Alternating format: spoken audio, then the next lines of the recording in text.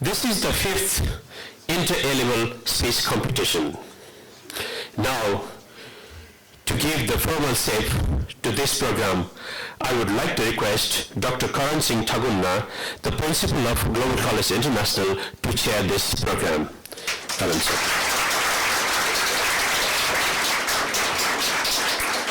Similarly, may I request Dr. Jibalal Sapkota, Head, Central Department of English, Trivandrum University, to take a guest of honor, to take a seat of guest of honor.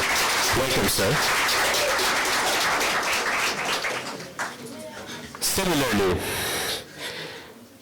I feel honored to welcome Dr. Sangeeta Pradhan Joshi, Head of Research and Innovation Unit, Advanced College of Engineering and Management. Welcome, ma'am.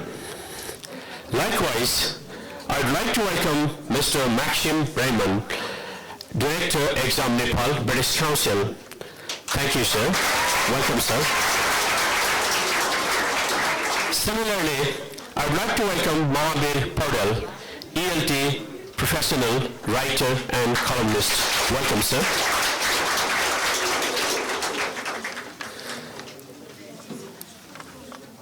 I would like to welcome Mr. Benjamin to this program. Welcome, sir, to take a seat of guest. Similarly, I would like to welcome here Mr. Naveen Dewari, IT expert, Global College International. I'm sorry, Dr. Devraj Paneru, Director, IQAC, Global College International. Welcome, sir. Similarly, all the guests from the different schools, teachers, staff of Global College International, invitee, students, and the students of Global College International, and especially the participants and journalists. Since this is the special program for the students, speech competition, we have a panel of judges. I would like to introduce them once again as a panel of judges. Dr. Sangeeta Pradhan Joshi, similarly, Maxim Raymond, and Mr. Mahabir Paudel. Thank you, panel of judges. Now, I'd like to proceed with the national anthem. Please stand and respect our national anthem.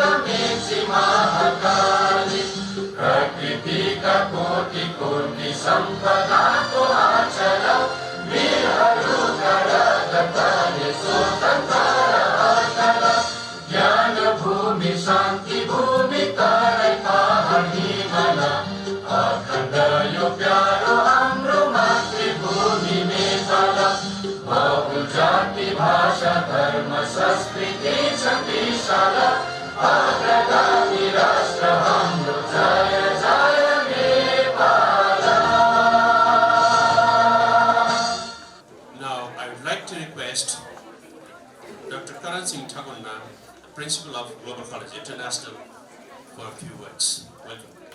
Different colleges and participant in the same theme.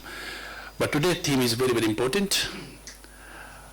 This the World Human Rights Day, endorsed by UN in 1948, December 10.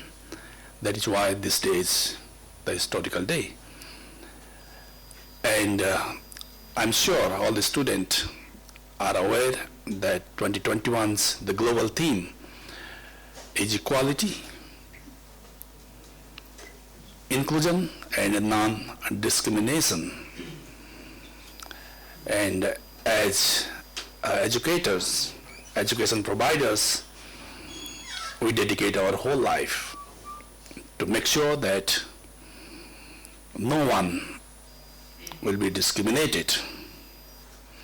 And on behalf of Global College, I have my commitment to ensure, to advocate, and to make this kind of social cause in the public. That's why this event is very much highly significant for Globalian, all the Globalites, and the entire people. Once again, I would like to thank you, everyone, and I wish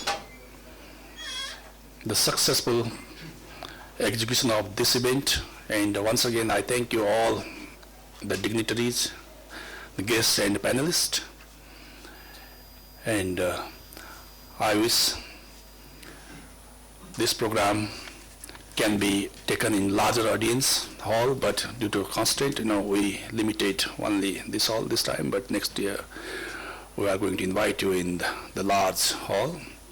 And thank you, Arnico TV, for making a nice product, and hopefully this product will be aired in the Arnico TV soon.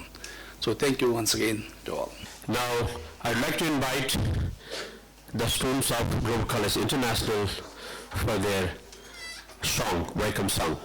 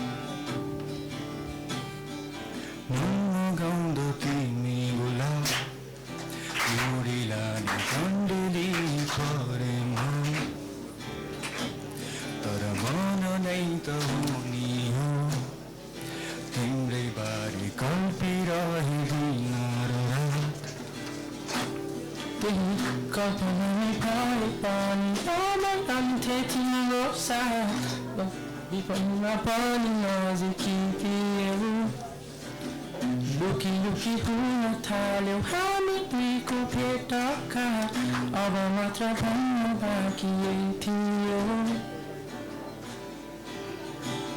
जब रातभन्दा लामो कुराकानी हुन्छ भने माया किन नभन्नु त्यसलाई अनि भोलि होला न्यानो होला कोही मनका कुरा सबै भन्नु तिमी मलाई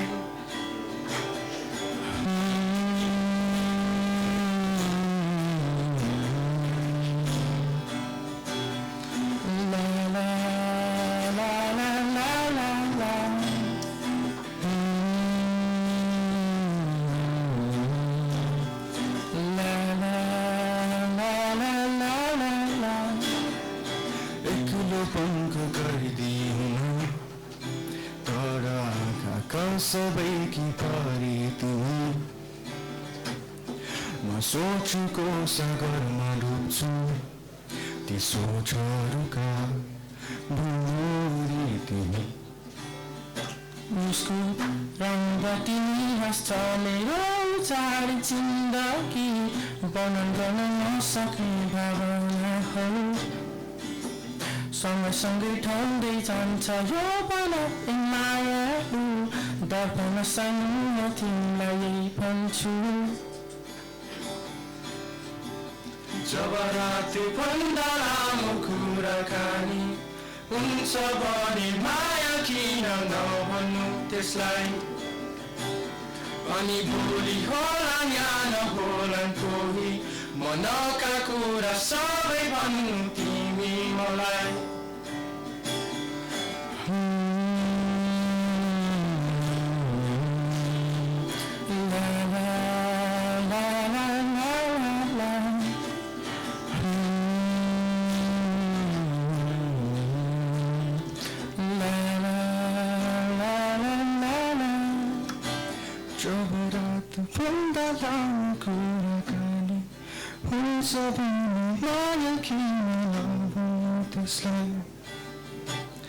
अनि भोलि होला न्यानो होला कोही मनका कुरा सबै भन्नु तिमीलाई Dr. Ziblal Sabkota to address us.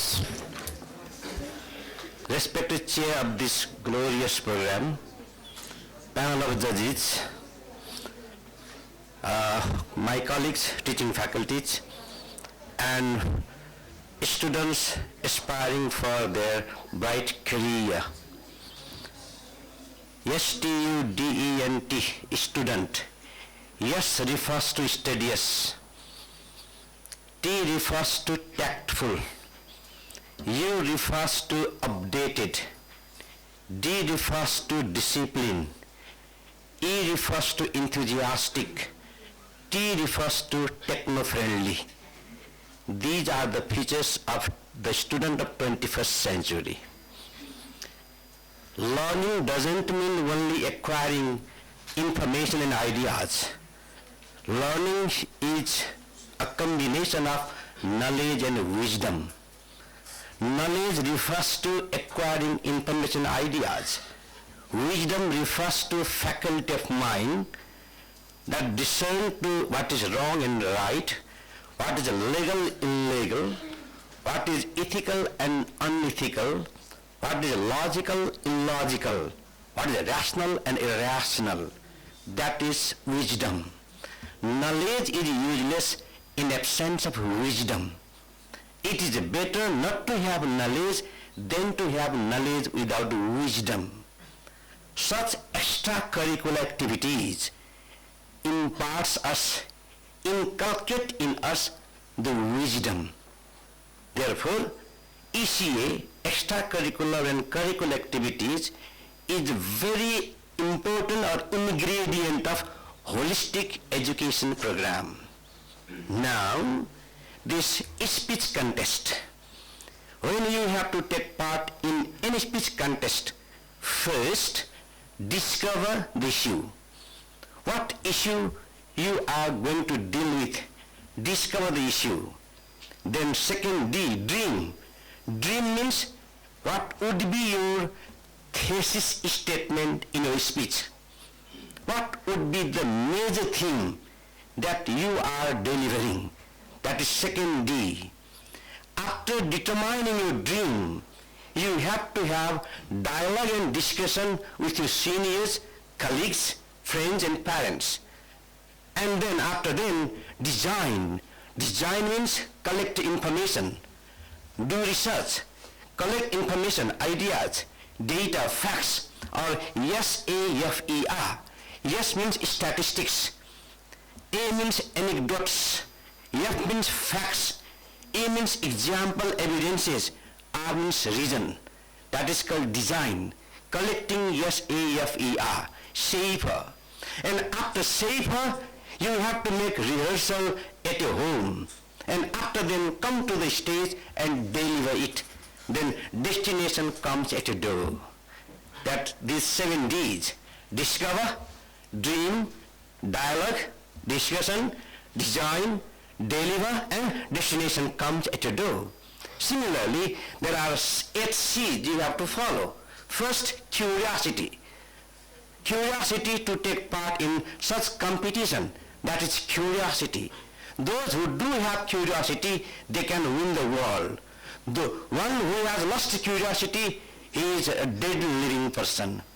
It is better to die than to living a dead life. Don't hesitate yourself. Self-humiliation is worse than self-murder. Curiosity. Curiosity is oxygen of human existence. First have curiosity. After curiosity, you must have confidence. And after confidence, comprehension. Collect information. After comprehension, you have to make connection and collaboration. After connection and collaboration, you do have critical thinking. After critical thinking, you do have creativity. After creativity, you have to have communication. This speech is communicating your ideas. You know that there are 4 skills of any languages. Or French or Chinese or Nepali or Gurung, Bhojpuri or Awadhi, whatever language, there are 4 major skills: listening, speaking, reading and writing.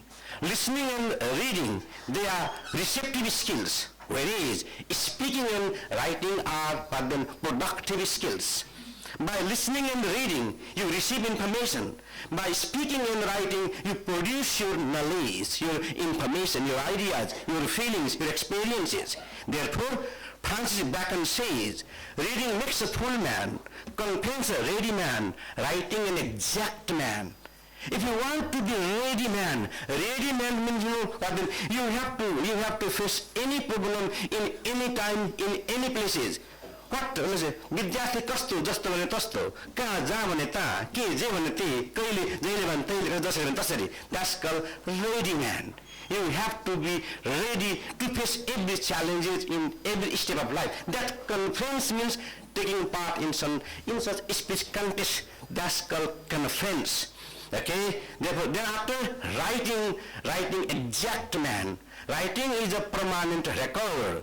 There you have to be very skilled.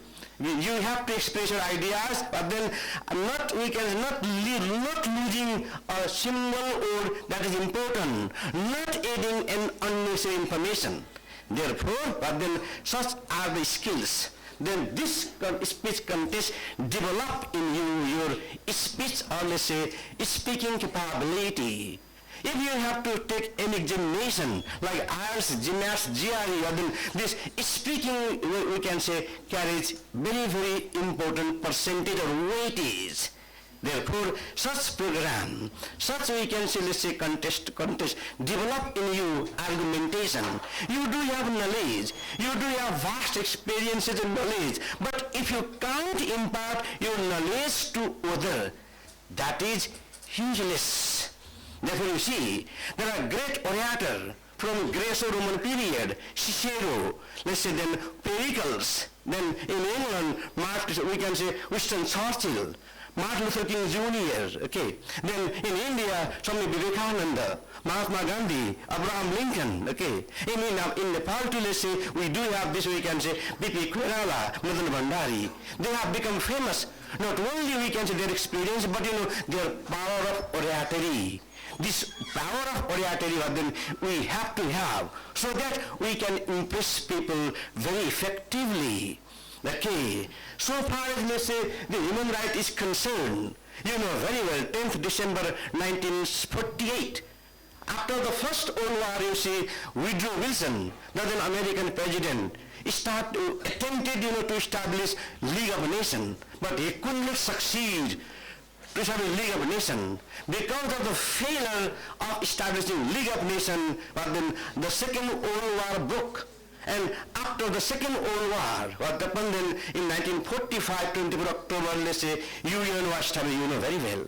Then after 3 years of UN establishment, this Human Rights Declaration was made. The basic gist of human right is, each and every individual, disregarding his or her caste, race, gender, nationality, has a right to have diet, to have, let's say, healthy food, good place to live in, good clothes to put on, and then healthy and hygienic environment to live and work. This is the gist of the Human Rights Declaration. Now, let's be critical. Let's be critical. Why these declarations of human rights, they are practically implemented or not. Whether they are, so-called powerful countries, they are guaranteeing such human rights to every individual or not. We should be critical. We do have our argument. At the same time, we have to have, let's say, our counter-argument. Then argument and counter-argument. Mixing counter-argument and different argument. You do have your own justification, observation, examination, evaluation, and then only justified conclusion. You do have. If you don't have your information, so if you don't have a conclusion, just we can say quoting all this information, that is reproduction of knowledge. Reproduction of knowledge is not only important, we have to create our own impression as well. Therefore, let's say, it is said that bade jayate tattva through the interaction of various isms and insights come into your mind. If any insight that doesn't come into your mind, your attempt will be a grand failure. I think all the contestants who are taking part in this contest, you not only we can say reproduce the information, data, you not only reproduce the example and let's say evidences, you have to say, you have to express your own conclusion, your impression as well.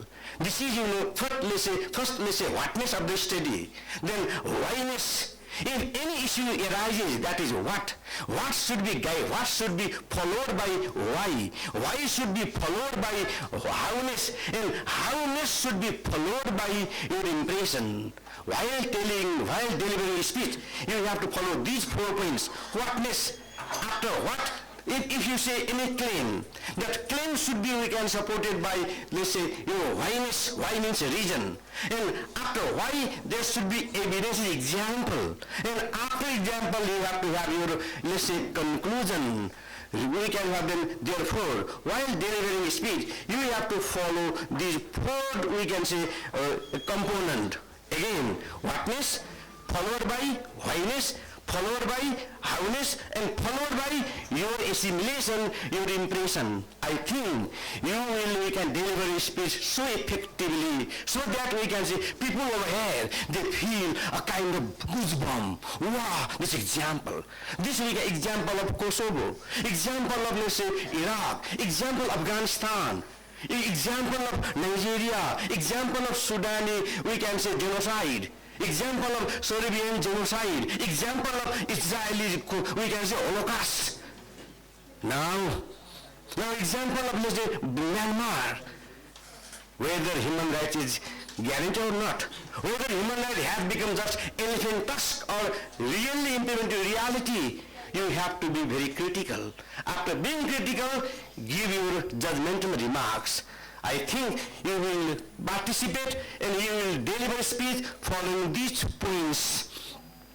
Okay, now, lastly, just let me say 2 lines. खोजी गरौँ सृजनशील सफा प्रवाहको बढौँ अघि ज्ञान शक्ति आत्मनिर्भरताको तोरीमा तिलमा छ तेल भरिलो आफै कहाँ झर्छ र पेल्नै पर्छ बिना प्रयास मगजमा आएर के पो पर्छ र पुस्तक पत्र पत्रिकामा ज्ञान रसिलो आफै कहाँ झर्छ र पढ्नै पर्छ बिना प्रयास मगजमा आएर के पो पर्छ र Okay, lastly, I would like to thank Global College of Management for inviting me as a guest of honor and giving me a chance to deliver my expression ideas over here. Thank you, Global College family. Thank you all. It was insightful for the people of all ages who can understand, and it was a total academics. Thank you so much, sir. Now I'd like to invite Principal Sir Dr. Karan Singh Khaganna to and Dr. Zubulal Sapkota on the stage to hand over the token of love. Thank you very much, sir, for your time and gracious words to all of us. And now we are very close to the speech competition. Before we start, I hand over this mic to the students. I'd like to read out the rules that all the contestants have to follow, and the judgment is made on the basis of those rules, though it has been sent to your email or to all the contestants. The participants have to develop the form of speech considering the theme human rights. The speech will be judged by the jury on the ground of presentation, creativity, and originality within the prescriptive rules. Sorry. Each participant will be given 5 minutes in total for the speech. There will be a warning bell after 4 minutes. The language used in the speech should be contextual and audience-friendly, whereas off-color jokes, slang expressions, and bathroom humor shall contribute to the negative marking. Denouncement which indicates gender, cultural, or racial stereotypes and are considered as offensive measures for the competition. Speakers from the beginning should consider their intended audience to be the public, a mixed age group, not simply an audience of peers. No props or printed matters can be carried by a speaker. That means the subtopic or issues have been already set, and all the contestants are free to choose one issue and prepare on that. They have to speak without notes. Excessive violence and sex or religious extremism, if determined by the judges, will result in disqualification. And now I hand over this mic to the students who will conduct this program. And as a rule, we have decided that there is the lottery name of the students over there. So I would like to request one of the judges to pick up one of the sheet at first, and later on the speaker will pick up for the next speaker. So this is how we have decided. Now I'd like to invite Ms. Jia Karki and Jinam Bhattrai to continue the program. Thank you very much. Good morning everyone, I'm Jia Karki. And I'm Jinam Bhattrai. And we are going to be your host for the day. Today, students from all over the valley have gathered here representing their college to speak on a vast topic, human rights. First of all, we'd like to wish all of you best wishes, and without further ado, let's proceed to the formal execution of Inter-Elevator Speech Competition conducted by Global College International. So already a name has been picked and we've got the name. So it is, I know heart races fast at that time, mine also. So it is none other than Aditya Panta from Saipal Academy. I have a dream that one day my 4 little children will live in a nation where they will not be judged by the color of their skin but by the content of their character. A famous quote by Dr. Martin Luther King, the man who gave his entire life fighting for racism and human rights.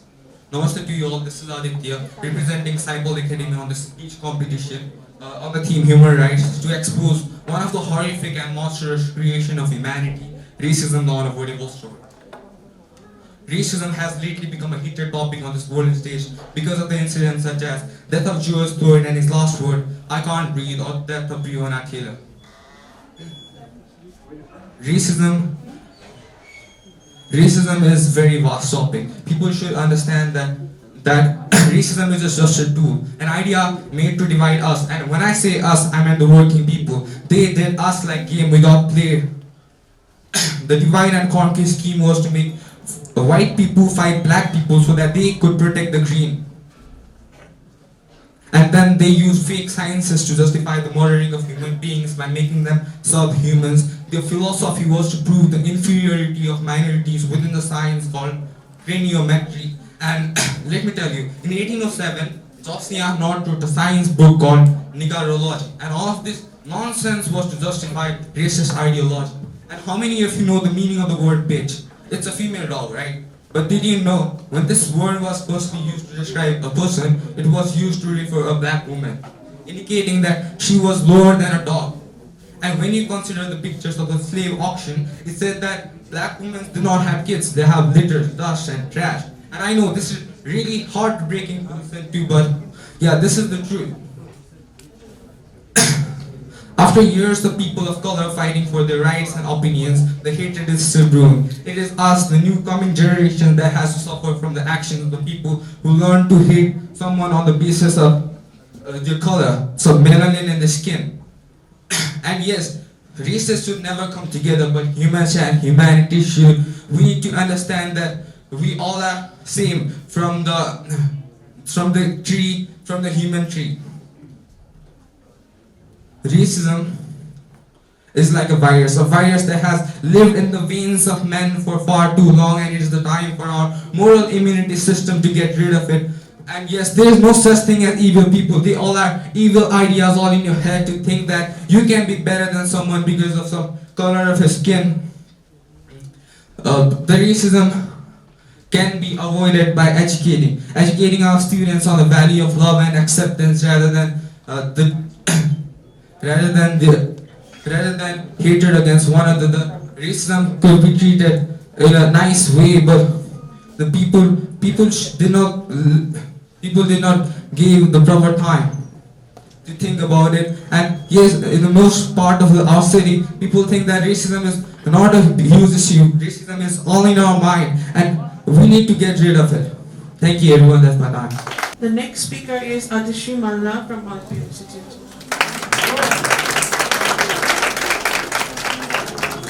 Child abuse, a common agenda. Dear Mom, today was the first day of 7th grade, and everyone in school was dressed in pretty clothes, and the smiles on their faces out of excitement felt overwhelming. I could be the same, but ever since you left this world, nothing has ever been the same or even similar.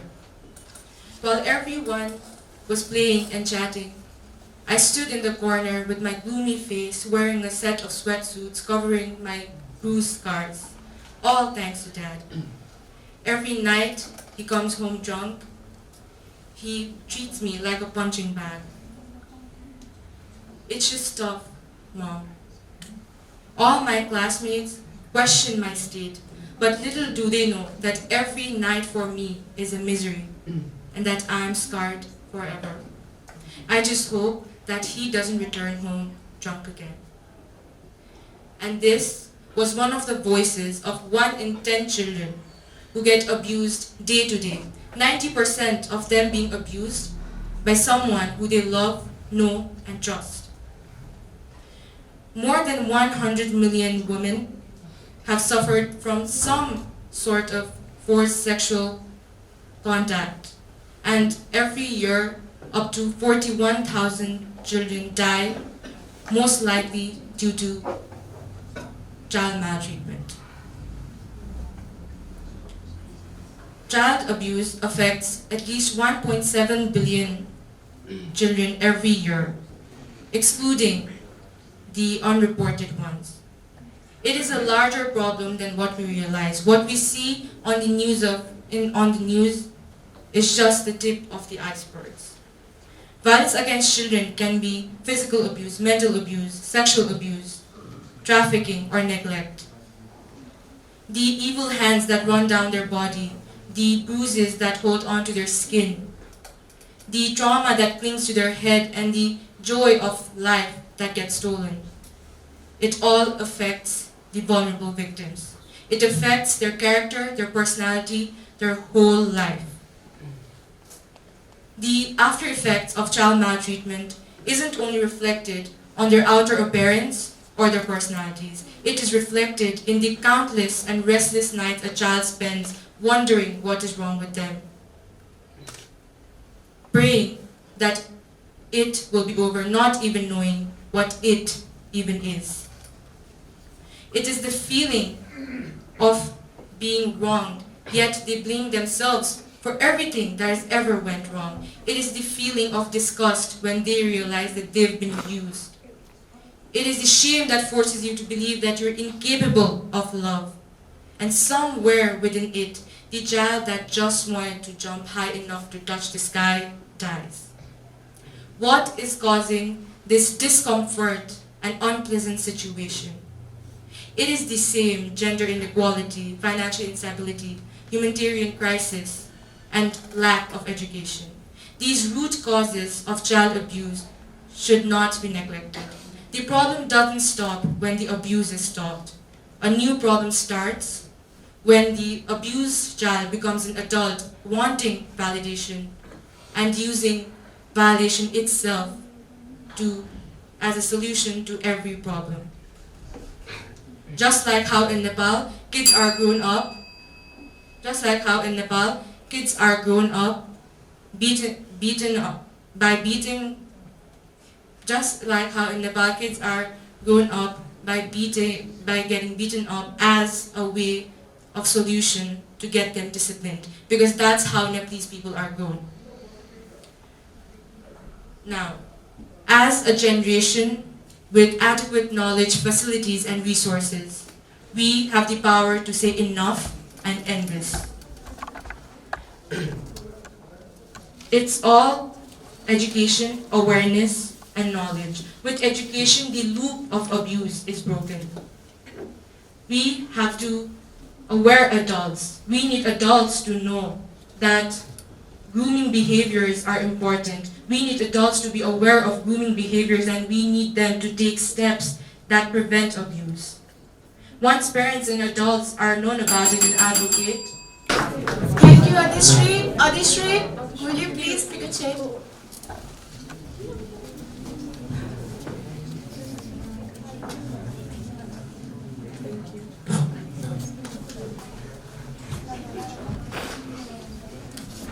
Is Yuna Yonjin Tamang from Kastamandap A-Level Academy. Let's all welcome her. A simple yet powerful word, but something that is difficult to come by, especially for women. The way women and men are treated differently and the rights they have are undoubtedly different, which leads me to wonder, why a mere biological gender determines our rights as human? I agree, over the years, women has gotten more rights. For instance, having the rights to vote and having the rights to be educated. However, we can't be satisfied with just that, because there is still so much more we have to keep fighting for to achieve the equality between women and men. I am Yuna Yonjan Tamang, representing Kastamandap A-Level Academy, and today I will be sharing with you on respect to women's right, respect to half role. The cornerstones to establish equal rights for women is to establish rights as of a man. Female oppression is is a thing that has been going on since the 18th century till today. And if we start fighting for our rights and equality, male domination will always play a part in our society. In my own country, Nepal, that is deeply invaded with patriarchal values and norms, the status of women remains very low till today, which makes it even more difficult for us to find our voice and identity. For example, the recent high taxation on our feminine hygiene product. Even after protesting against it and begging for our voices to be heard, our voices fell into the years after death. Another example is the new amendment to the parental property law, which now states that both daughter and son are entitled to their parents' wealth. The law is still not in practice. You see, even as the law changes, people's mindsets remains unchanged, which means that people will continue to have the mindset of men forever being superior. Let me ask everyone here a simple question today. It may be sensitive to some of you all, so I apologize for that beforehand. But let's say your mother or your sister or your daughter gets pregnant by their rapist. Would you support abortion and be pro-choice? Or would you be against abortion and be pro-life? If you chose to be against abortion and be a pro-life, there's your decision. I respect that. But imagine for this group of women, the trauma they went through, the fear that is installed inside of them and will be there for a long period of time. Imagine. How would you feel and what would you do if you were in their shoes? The recent abortion law that was passed in Texas, the recent abortion law that is pending in 22 states in America, and even in my own country a few years back, a group of individuals made a petition to our government to limit rape, incest survivors have access to safe abortion. Because of such laws, the rights for many women's own reproductive organ has been simply taken away. Why does what we do with our body matter to anyone else? When can we women make the decisions for our own body without the interference of anyone else for once? When? For those who chooses to be against abortion and be pro-life, can they guarantee that the mother and child born after rape incest not be ostracized by the society? Can they guarantee their financial security? Can they guarantee no social stigma and suicide? Can they? No. So instead of helping this group of women and supporting them, the society decides to punish them by forcing them to give birth to an unwanted child. My body, my choice. I am sure everyone, if not most of us, has heard this phrase. And yet somehow some still has difficulties in comprehending it and respecting it. Bear in mind there are 400 laws for women's body, but 0 for men. I hope this data tells you about why we women are fighting for our rights so much, why we are begging for our voices to be heard so much. My uterus won't be controlled by some deuterus. To sum it all up, women are just like men. Every human in this world deserves respect. Women rights are human rights. So respect our choices, respect our boundaries, respect us, the half world. Thank you.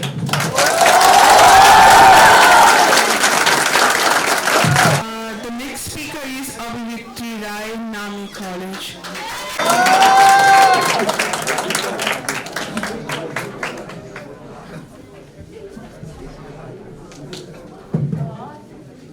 Recently, I read a book named Sold, which was written by Patricia McCormick, which tells the story of a Nepali girl who was trafficked to India.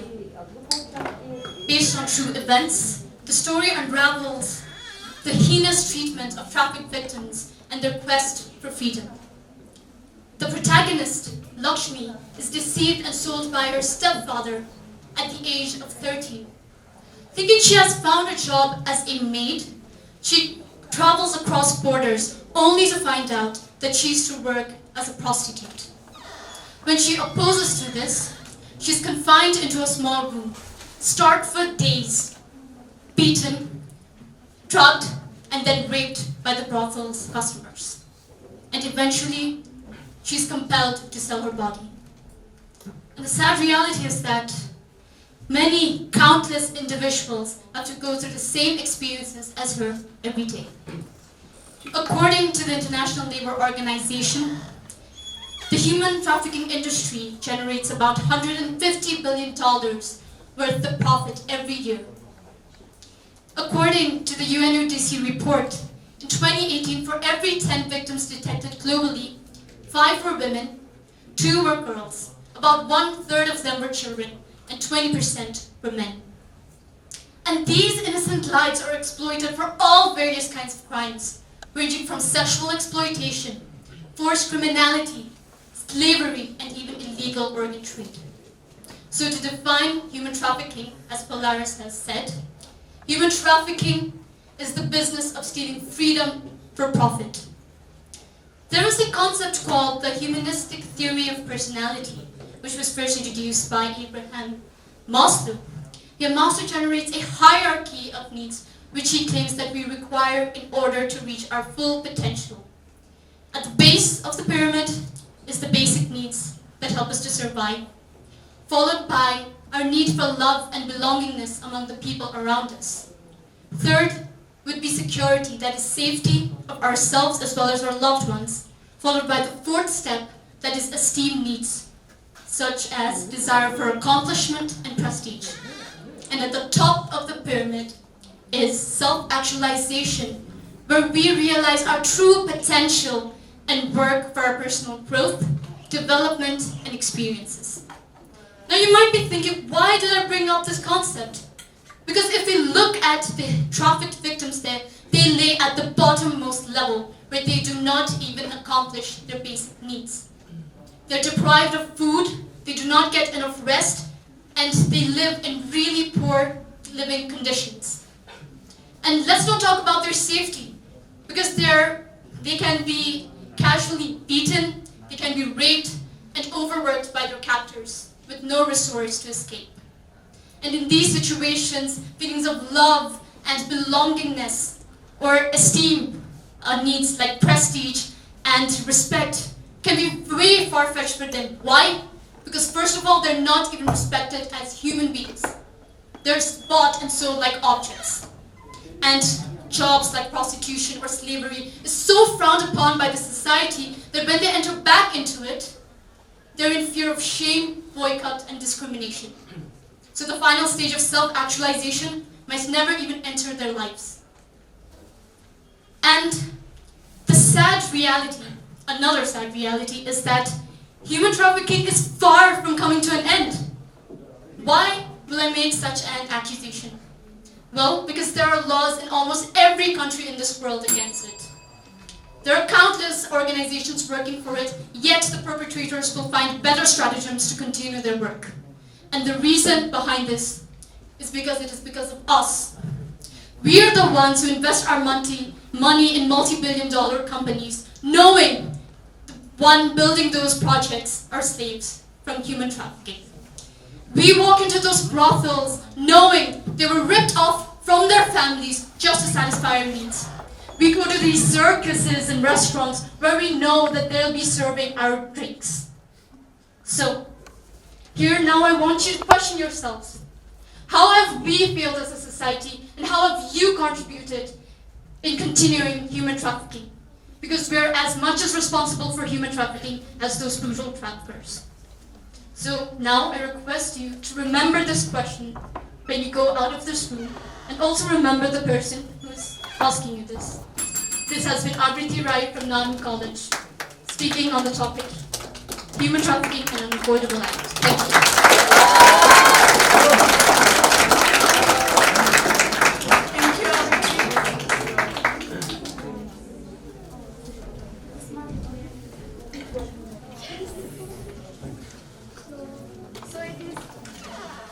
So it is Aditya Adhikari from Campaign A Levels. Racism in this speech.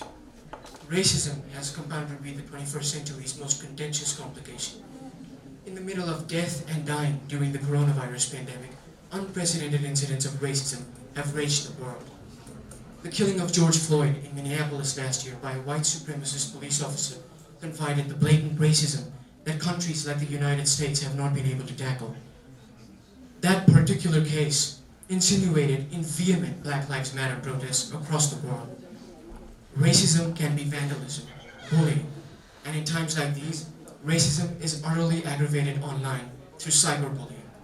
A recent Quinnipiac University poll found that almost 62% of people say they've witnessed racism in their workplace. That's ludicrous. People of color and minorities become reconciled to malice, prejudice, and abysmal rhetoric just because of what they look like, the skin they walk in, or the ethnic backgrounds they comprise of.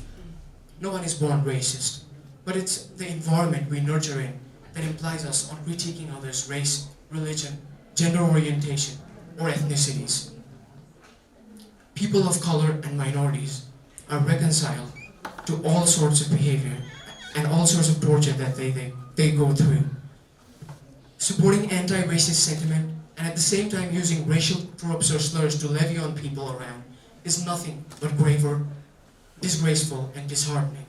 If we ought to turn racism around, it's not good enough to throw rocks at our neighbor's yard. We gotta clean up our own house. It's no surprise that black and brown people face disproportionate subsidized services and lack of opportunities. It's no surprise that black and brown people face restricted employment opportunities and hindrance in life to prosper because of restricted education in schools, colleges, and universities.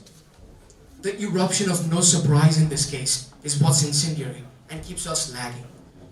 We as civically minded individuals must be able to suspect racial harassment and voice against such bigoted, outrageous conducts. Racism is unethical, and it is to be abolished now, once and for all, through anti-racist campaigns and awareness programs.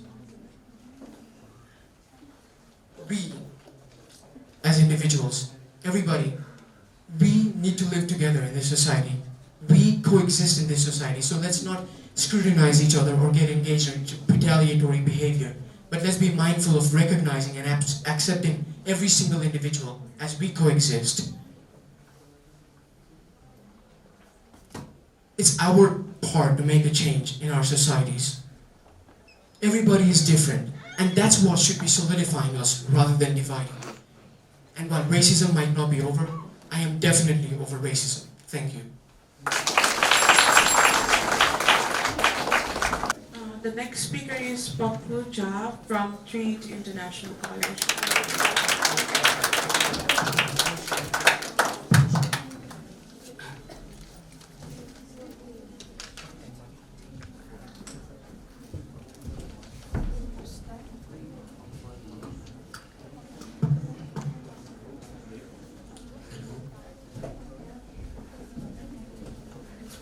Hello.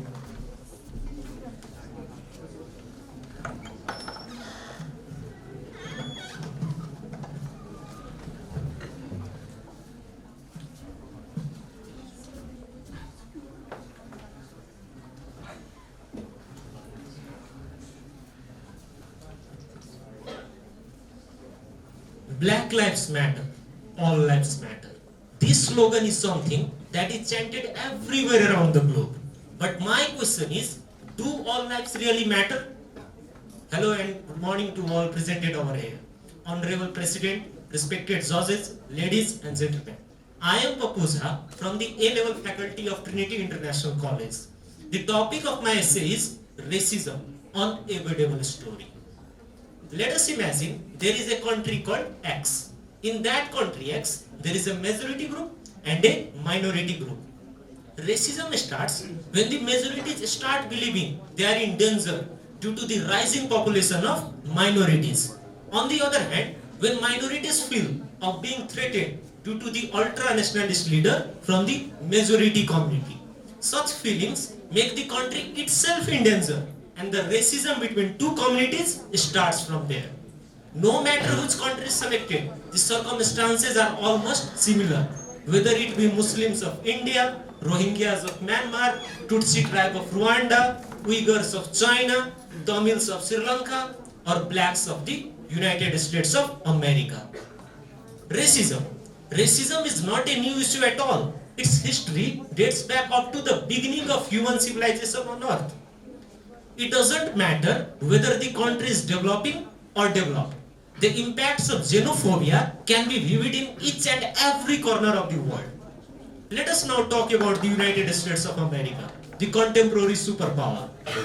Despite being the world's oldest democracy and the global preacher of human rights, this country is also not free from racism. The inhuman slavery system, for instance, in which the blacks had to work as a domestic slave in the houses of whites, is still well known around the globe. Not just in the past, even in today's America, racism is equally vivid. George Floyd, for example, he was a black man and was brutally assassinated by the American police, and his crime was the color of his skin, which was black. In fact, George Floyd is just one example.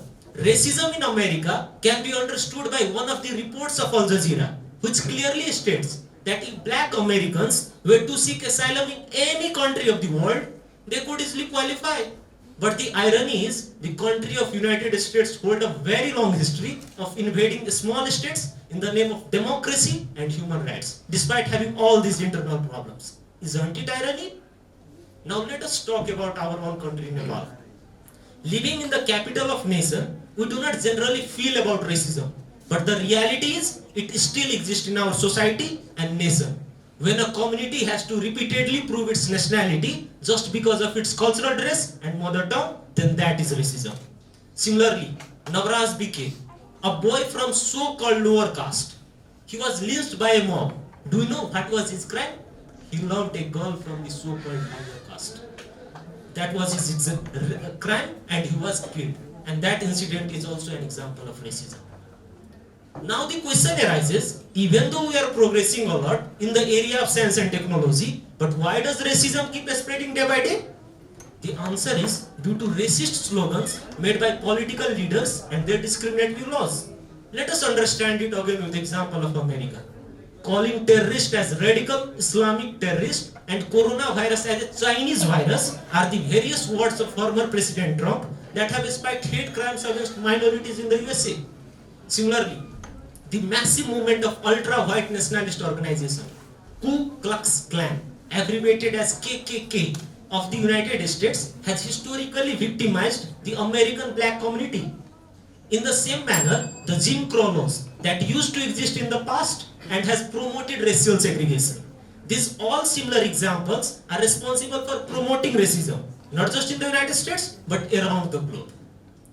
While we are talking about lots of negativities, does it mean that our future is also going to be something similar? Answer is a big no. Aristotle once said that it is during our darkest moment that we must focus to see the light. Indeed, there is discrimination, but equality among all communities can still be achieved if significant measures are taken. To find a solution, we first need to accept the existence of a problem, which means that we must acknowledge that racism still exists within and around us. The very first thing that needs to be done is to strictly prohibit the communal-based politics, and moral education needs to be prioritized. And most importantly, every single human living on this planet needs to understand the saying of a great Nepali poet, Lakshmi Prasad Devkota. People become great by their heart, not by their caste.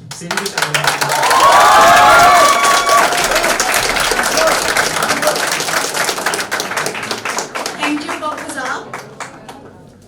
It is Gibson Rai from Campaign A-Level. Let us all welcome him. Of seeking, receiving, and communicating information and ideas. And this is not a new thing. Freedom of speech is not a new thing. It was used by ancient Athenians around late 5th century BC and was also adopted during the French Revolution in 1798. Now let me give you a story of when I was given freedom of speech. My parents had given me a choice of whether I wanted to go to Disneyland or get an iPad. And I got to decide, and my parents fully supported whatever decision I took. Freedom of speech has three aspects: the right to receive information and ideas, the right to communicate information and ideas, and lastly, the right to seek information and ideas.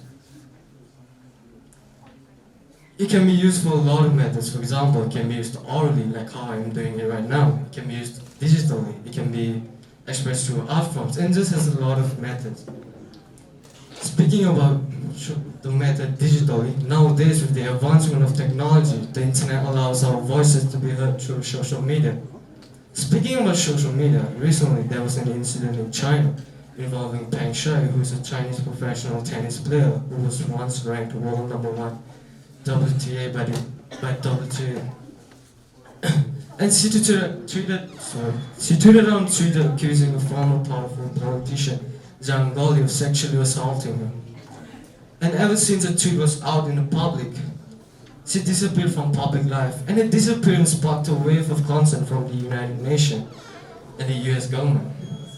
Furthermore, this was also the case for Jack Ma, who is the co-founder of Alibaba, and he's the Chinese billionaire who may criticize the Chinese financial system in his controversial speech. Now let's imagine if their own very country pride does not have the right to freedom of expression. What makes us think our voices will be heard? What makes us think our voices will be heard? And this incident is not only in China, it has also happened in UK, the United Kingdom, where in 2017, the Grenfell Tower fire. Thank you.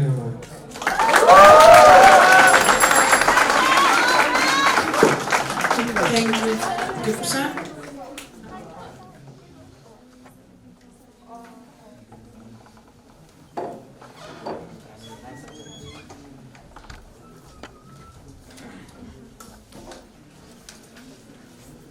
The next speaker is Ankita Panthi from Chelsea International Academy.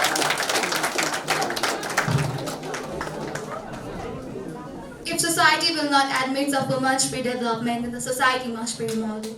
Well, good morning to one and all present out here. Today, it's me, Ankita, representing Chelsea International College, standing in front of you to present my view on the topic, women's right, respect to half-world.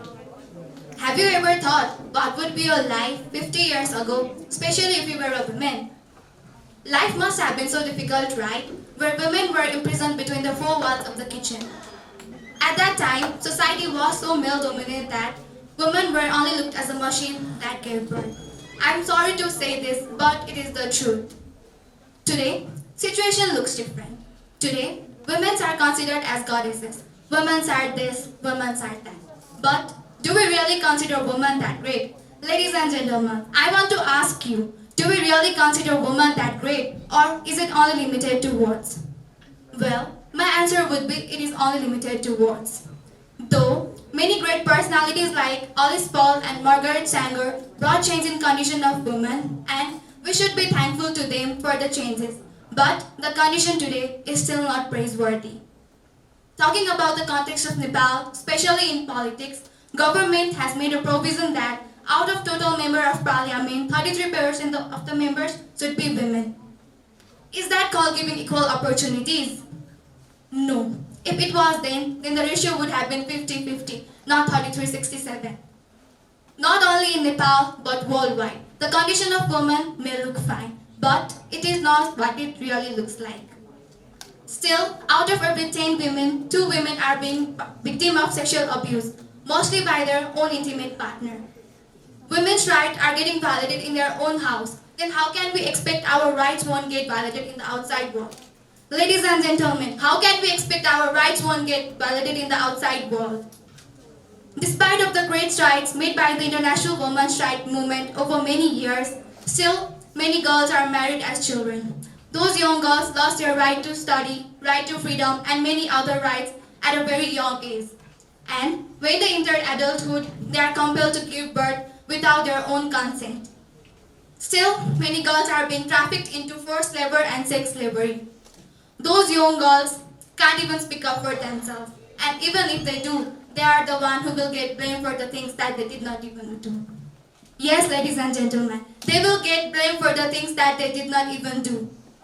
They are refused access to education and political participation. And some are trapped in conflicts where rape is perpetrated as a weapon of war.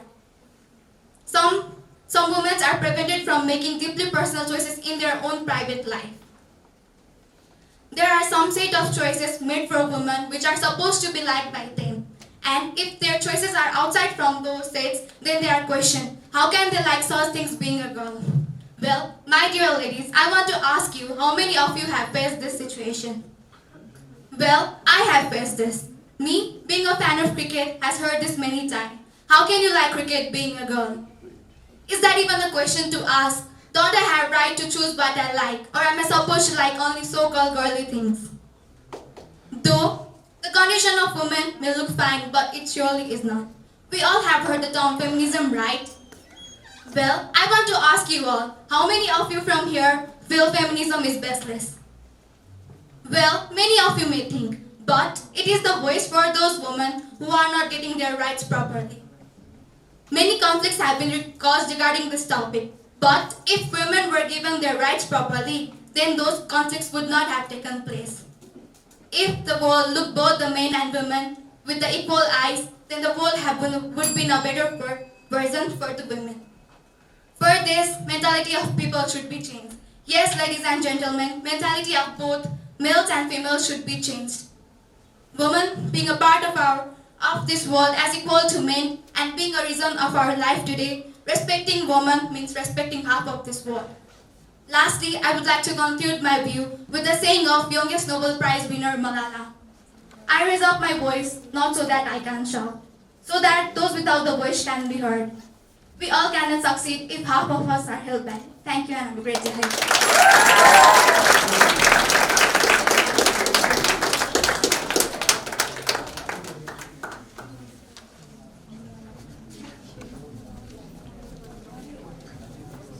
Sarana Khadka from Chelsea International Academy. Let us all welcome her.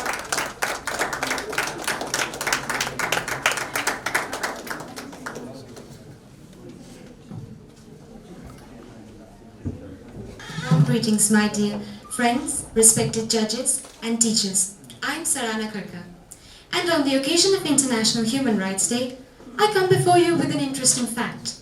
States perceived to be highly corrupt are at the same time those with the worst human rights record. Transparency International, an organization which records and reports on corruption around the world, ranked countries such as Somalia, Syria, Yemen, and Venezuela as the most corrupt in its 2020 report. Interestingly, United Nations Human Rights Council ranks these same countries as having the worst human rights conditions.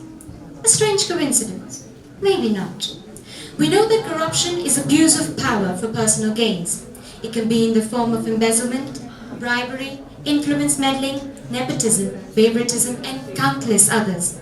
As for its violation of human rights, my dear friends, we witness examples every day. That is why we overlook it. In practice, social rights, cultural rights, and liberal rights are most affected by corruption. Recently, we saw corruption in the health sector, when the public had to pay bribes or use what is normally called source force to have access to vaccines, oxygen, and basic healthcare equipment.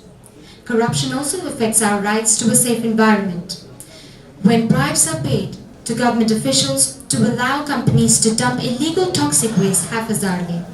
Such was the case in India's Yamuna River, when chemicals used to make jeans was dumped without treatment into the river with adverse health effects in its ecosystem as well as to the local residents.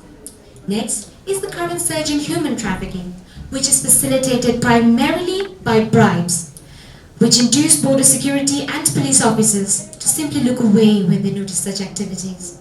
It seriously undermines the rights of innocent women and children to protection against slavery and servitude. But more severely affected are our rights to freedom of speech and our right to information. For instance, when an Azerbaijani investigative journalist, Khadija Ismailova, was imprisoned for her reports about corruption and illegal activities of her country's politicians. In the case of our own country, Nepal, it ranks 117 out of 179 countries. We do face many challenges. Here, more evident are cases of grand corruption and embezzlement, where funds intended for the construction of bridges, roads, airports, and buildings are diverted into the pockets of a handful of high-level government employees and politicians. As a result, we get roads and bridges which are built with poor quality materials that begin to fall apart quickly. This forms a barrier to the provision of fundamental human rights, especially to minority groups. But the exact point from where the ripple effect of corruption to human rights begins is during elections, when bribes are paid in the form of refreshments and gifts by candidates for political offices in order to buy votes From such elections, dishonest and incompetent people come into positions of power who further enforce the system and practice of corruption into our system. Now comes the most important part, ladies and gentlemen. If human rights have been violated, the justice system can play a crucial role in identifying these violations and punishing the perpetrators. But what if corruption in the form of bribery and political influence determines who becomes the judges and lawyers, the handling of the evidences and the court proceedings to imprison the innocent? It seriously threatens our rights to judicial protection and right to a fair trial without bias of rich or poor. As such, when vital organs of a democracy like legislation, executive, judiciary, and even elections begin to operate under the shadows, we cannot hope for human rights to prevail. This virus of corruption has only one vaccine, which is social movements. When people from all backgrounds of society come together, form a group, organize, and station themselves in all levels of government and corporate offices to monitor their activities and expose all forms of corruption. What we need now, ladies and gentlemen, are not new rules, but better implementation. Because we are the right holders, and as long as we accept it, we allow it. In quoting Albert Einstein, I would like to say that the world will not be destroyed by those who do evil, but by those who watch them without doing anything. But as I look around and listen to my brothers and sisters in this room who are so aware of their rights and so concerned about their responsibilities, I am assured that there is hope. I would like to thank Global College International and our honorable judges for this opportunity to educate ourselves and to speak out for our rights. Thank you. Thank you, Sarana, for your speech.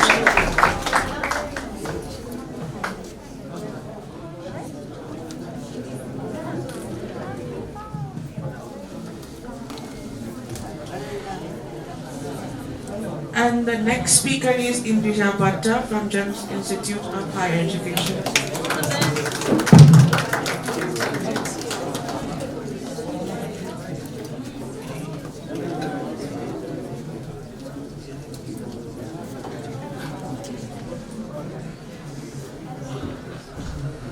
It is often said that behind each stride, behind each great stride, lies a woman.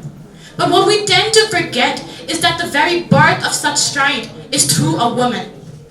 So why are we occluding our only sources of creation of the world itself? A very good morning and a very good afternoon to everybody present out here. Respected panel of judges, the public, and all of my fellow participants. My name is Indrija Bhatta, and I am here representing GEMS Institute of Higher Education, and I would like to express my feelings of utter gratefulness to be able to stand here and present myself. Today I'm here to discuss on a topic that has been long overdue in the current status quo, and which is women's rights, respect to half world. Now before I begin, I would like to start with a story, a personal story, a story that made me end up here. Why am I here? You see, I love giving speeches, and I have been delivering speeches from a very young age. But there's a reason why I fell in love with writing and giving speeches. It was not just for validation or achievements. It was because giving speeches makes me feel empowered. As a woman, when I stand here and I speak uninterrupted, I get to speak my mind. It makes me feel intellectual. It makes me feel powerful. But at the same time, I realize that there are several women across the globe who have not been given these kind of opportunities to express themselves in front of everyone. I need to realize, not just me, but everybody in this room needs to realize the privilege that they have. They have the privilege to be the voice for the voiceless. And that is the reason why I'm standing here. I am here representing all the little girls out there who have not been able to express themselves. For the past several years, women's rights has been a topic that has been often discussed, such as pro-life or pro-choice. It has been a topic of discussion. But what I would like to express right here is, when somebody discusses about our body as a topic for discussion, it strips down our humanity into a mere topic of discussion rather than a human being itself. For several years, we have been learning the topic of human rights in our social studies books, or in our sociology as we learn in our A-level. And I myself am a sociology student. And in my A-level courses, we learned about feminism, we learned about women's rights. But one thing we tend to forget is there are two aspects of women's rights. One is the sociological aspect, and next is the practice. Legal and sociological both go hand in hand. They are superlatives. They go one without the other doesn't exist. For example, women have the right to take part in different political activities. They have the right to take part in different decision-making processes and different bodies. However, in practice, in the world, there's only about less than 20% of women legislators in the world. This fact shows that despite women's rights being implemented illegally, it is not being practiced in sociological practice. Right here, right now, as I'm speaking with experience. While writing this speech, I do not have to go any further to get any reference for my speech because I myself as a woman have faced several difficulties. Personally speaking, I was raised by a man who taught me that being an outspoken woman is something to be rewarded for. He taught me that it is good to speak up for my rights and that I, as a privileged girl, need to speak up for those who do not have such rights. My father was in practice a feminist. What this proves is, when us women stand here, one by one as my sisters, they come here and they express their concerns, our allies need to stand up for us, just as how my father did. All our allies, every single man in this room and beyond, need to understand that us as women, we cannot fight this alone. We need your support. We need allies. Similarly, I would like to express how women across the globe come in different variations. We need to understand that trans women are women. And for several years, I have been hearing the discussion about ladies and gentlemen, and we often forget that there are certain people across the globe who do not like to identify in either of these binaries. And we need to understand that women come in different forms. Any and every person who identifies as a woman is a woman, and we need to stand up for them. Trans rights is human rights. Similarly, I would like to express my concerns for workers, migrant workers across the globe who have been working in low-paid jobs, as well as people who are working in conditions that are not safe for their health. We need to stand up for them. I would like to request each and every person in this room, as everybody who comes here, everybody who is sitting there and pondering what I'm saying, to take a moment to think about the little girls far and wide who are waiting for somebody to come and give them certain opportunities. They might never get those, but we can help them voice their opinions, and we need to do that right now and then. Ladies and gentlemen, and all the non-binaries present out here, women's rights is a fight that is ongoing and is going to be long. But as I end my words here, I will not stop right here and there. This is a fight that I will continue for as long as I live, because a strong woman is a woman who is outspoken. Thank you.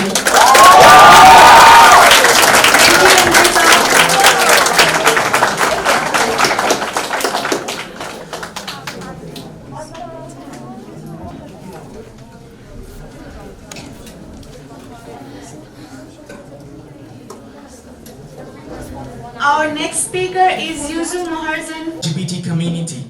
Who are we to judge them for who they are? Who are we to say anything to them for being their true selves? Good morning to everyone present over here. I'm Yusuf Moharzen, representing Kastamandap A-Levels Academy, here to put forward my views and opinions on the topic LGBT rights, human being first. Feeling the warmth when we hold a close one is something for which no one should ever be judged for. It should have never been a matter what sex your partner is, because, put simply, they are in love. But the cruel reality of our society is that people are being subjected to violence, inequality, torture, and even execution in some parts of the world just because of who they are, how they appear, or who they love. LGBT people suffer discrimination and human rights abuse in almost every country, ranging from housing and employment loss to extreme violence and even death. Throughout 80 nations around the world have laws that make LGBT partnerships illegal. LGBT people are often jailed, assaulted, tormented, and even killed by their fellow citizens, while the authorities tasked with protecting them either turn a blind eye or they assist in the violence. LGBT people are often denied the opportunities to work and learn. They are pushed away from their homes and nations, and they are compelled to suppress their true identity to protect themselves from harm. Some people claim that LGBT rights and human rights are separate and distinct topics, but in reality they are the same. It is a violation of human rights when people are assaulted or killed because of their sexual orientation, or because they do not comply with the societal stereotype of how men and women should behave or appear. It is a violation of human rights when the government make it illegal to be homosexual, or when they let go of the people who harm gay people to go unpunished. It is a violation of human rights when trans women and lesbians are subjected to so-called corrective rapes or forced hormone treatments, or when people are forced to flee their nations to seek asylum in other countries to save their lives. It is a violation of human rights when people are denied of life-saving treatment just because they are gay, or when they are denied of equal access to equal rights just because of they are gay. Being gay has nothing to be treated so inhumanly. Can you imagine being treated like that? Still, there are so many countries around the world who continue to act in this manner.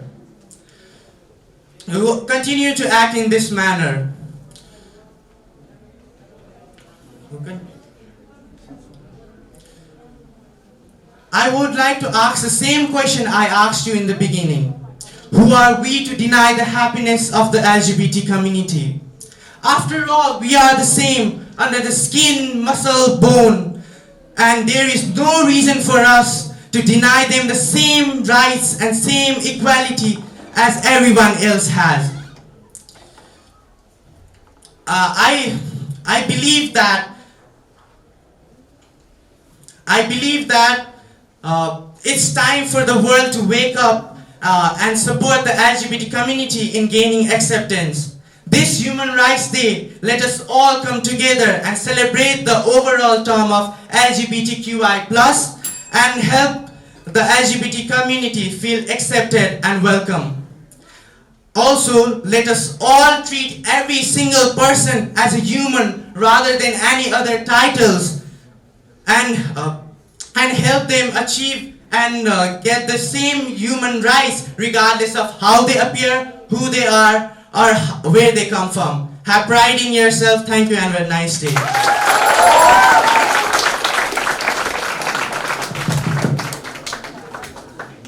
Thank you for your speech. Now the next speaker is Mandiba Lama from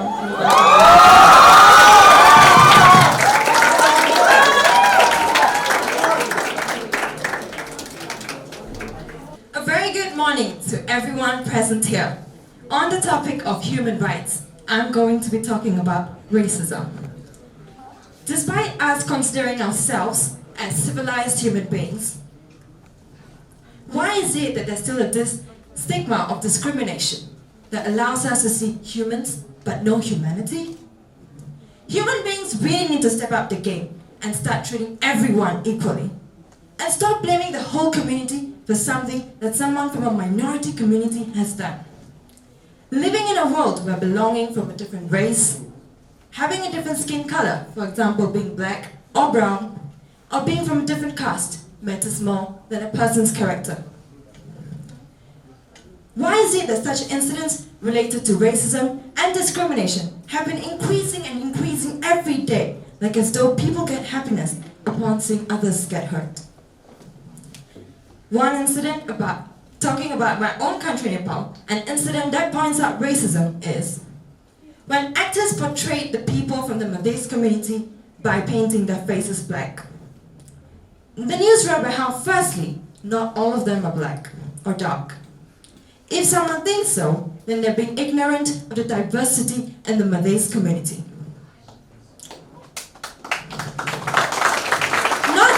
Dark is a fault or weakness to begin with.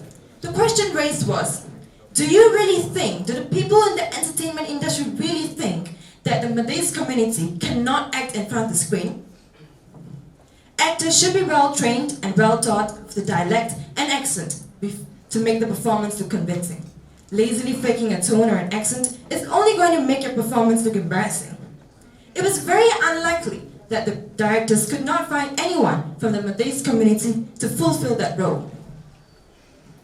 Thus, such shows should be banned because it promotes racial and ethnic discrimination. As As devastating and frustrating it may sound, because these are experiences of many. But I'm glad that these are being talked about, because as what Dr. Helen once said, you have to be able to name the problem to understand racism and discrimination. It's an important step in addressing and understanding the issue. When coming to the topic of Western culture to the Western world, one example of the US, and one racial injustice that is worth pointing out is that of black or brown people have to pay the price of any action that an individual black or brown person commits. That is, if a black or brown person commits a crime, it is often assumed that all of the black or brown people are violent. However, when a white person commits a crime, why is it that only the individual is being blamed? Why is it that when a black or a brown person commits a crime, you blame the whole community, or you have the certain perception of the whole community and not only that individual? When researchers looked upon data, it showed that white officers were more likely to use guns than black officers, and more so in predominantly black neighborhoods. These are very disturbing realities of many people. It's sad how people have to fear for the safety of their lives. It's sad how not everyone gets treated equally. It's really sad how people have to fear for the safety of their lives, and you have to worry so much just because of our society, which lacks humanity.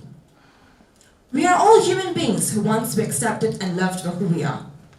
So instead of spreading love and kindness in this world, why are we spreading hate? What exactly do we get in return for spreading hate? Do people enjoy watching others get hurt? Research and data have shown that laws are not enough now. More is needed. Action is needed. Silence is not going to help make a difference in our society. Thus, I urge everyone to come together to stand up against racism. So please, please, please, start speaking up whenever you see racial superiority. Start treating everyone equally. Stop saying hurtful and racist remarks and start spreading love and kindness to make this world a better place to live in. With that, I'm Mandeepa Lama. Thank you very much.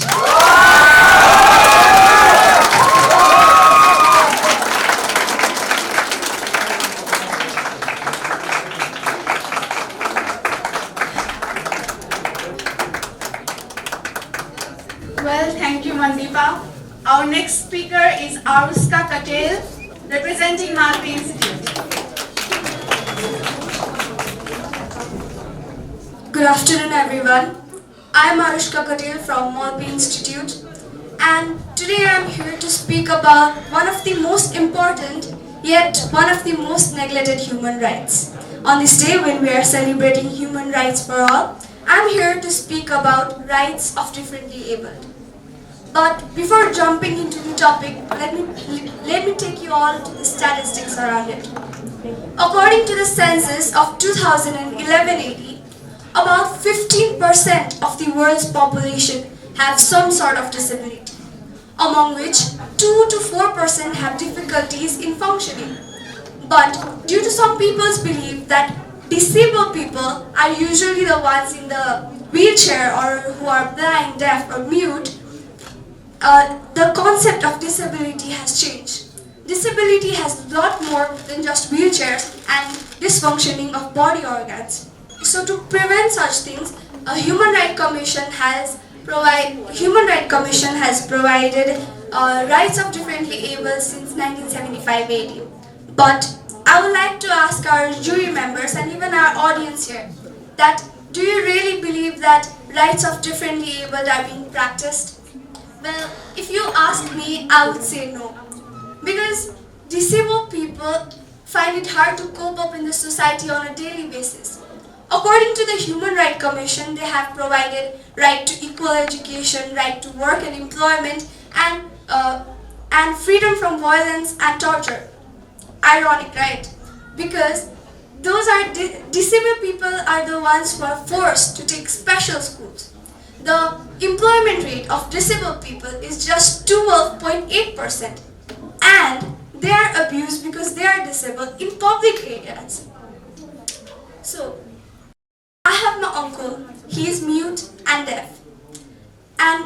childhood, I have seen him struggling to fit in the family, in the society.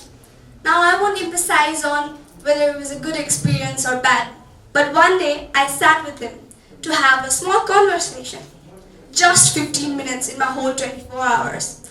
Just a bit of my attention and just a feeling that it's totally normal to have a conversation with him made my day feel special. And that made me think that should we really treat differently abled people differently?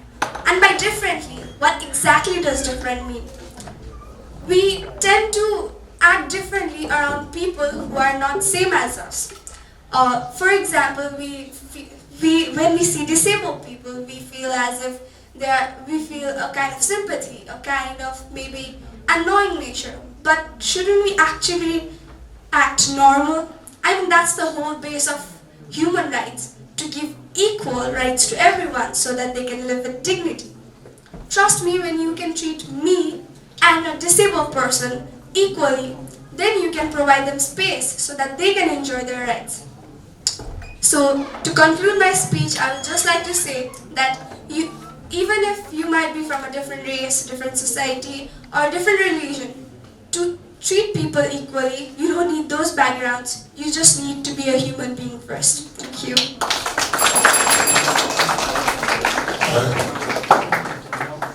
Thank you for your speech.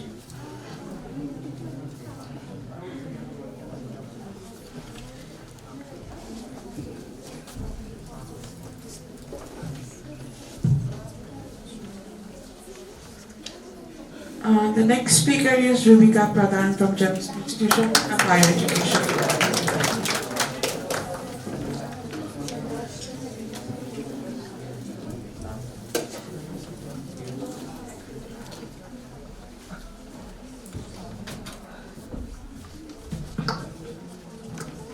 Excellencies, distinguished panel of judges, and people present in the conference, I wish to recall time and situation. Given this occasion by GCI, I feel it's both obligation and privilege to speak on the agenda of politics and human rights. Before I make things crystal clear and speak of words you can't deny, let me address my audience with one or two questions. So what is politics, really, and what has it to do with human rights? Ladies and gentlemen, in the Cenozoic era, politics is one of the most neglected topics, especially by youths and citizens. Politics is not just about taxes, it's not just about laws and legislations. It is beyond that. And I think the time has come for us to analyze the power of politics in providing human rights and being able to dictate the quality of lives of individuals. For quintessence, let's take two examples, Syria and Switzerland. Can you see the vast disparity that exists in the life standard of these people and the human rights that have been denied and the human rights that they are able to enjoy? For the Syrian kids, it is easier for them to carry rifles in their hands rather than pens or pencils. And in Switzerland, you can see the accountability of the government that it is in charge of. Can you distinguish between the impact that the political civilization and political interference leaves on these countries? The people in Syria have been displaced for more than 9 years due to wars and political instability. The people in Syria, all they want is peace and political stability. Ladies and gentlemen, in these third world nations, people are likely to die because of wars and conflicts taking on rather than health issues. This loss, my friend, is measured in lives and livelihoods in communities. You see, the human rights, it's not just the human rights, but it is the quality of life that the politics is being able to measure in the lives of individuals. You think politics is not important. You think politics is a hoax. In my anger, I'm not blind. And in my fear, I'm not afraid of telling the situation of our country where leaders go to attend certain conferences and come back home losing teeth and breaking chairs and tables in the parliament. It is not just about that, but it is also about the quality of lives that we have missed. So, ladies and gentlemen, in the contrary, many of us have been distinguished, and at the same time we have been plagiarized Hence, you see that there is a vast disparity that exists. So you question that it is not just only the human rights, but it is also the quality of lives that people have been able to miss. Hence, I would like to say that it is not just the people, but also the quality of lives. Thank you so much. Thank you, Rubika.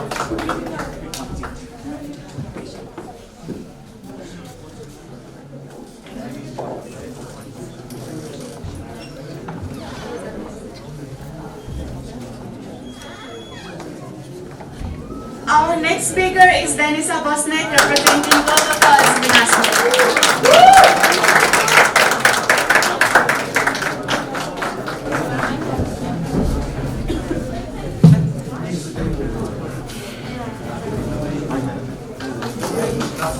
A very joyous noon to you all. What I actually believe is that every single day of the year should be celebrated as Human Rights Day. However, the UN has announced 10th of December as International Human Rights Day in order to acknowledge the courage of humans breaking through the rigid stereotype of racism, sexism, and casteism. It's a day to ensure the safety and protection of all the existing genders in the world and making this world a discrimination and dominance-free place to live in. A very warm welcome to all of you present here in the seminar today to embrace the beauty of mankind. I am Denisha Bosnet, representing Global College International, presenting you some of my works about women's rights which can lead to a change, that is, a change in empowerment. According to World Sex Statistics 2021, 49.58% of the population are constituted by women, which is roughly around half of the population constituted by women around the globe. Despite of this 50-50 ratio between the population of men and women, the ratio of the equality is nowhere to be the same. The issue of women and women's rights, especially in a male-dominated country, is something that is rarely into practice, but is written in thousands and thousands of words in the spiritual book of Constitution. Just because of a small dichotomy of the physical structure between men and women are forced to go through several tunnels of darkness throughout their entire life.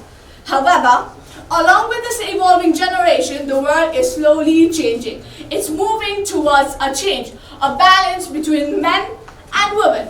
A change is required and is highly essential. In order to empower this change, the foremost thing that we can do is to achieve women's safety and empowerment. HIV/AIDS is becoming an impactful matter of concern, and so is maternal health. For this, quality maternal health and safe and sex education provides an entry point of information and services in order to empower mothers to take the decision of themselves as well as of their children. The second most prime area of concern is women's economic and political empowerment.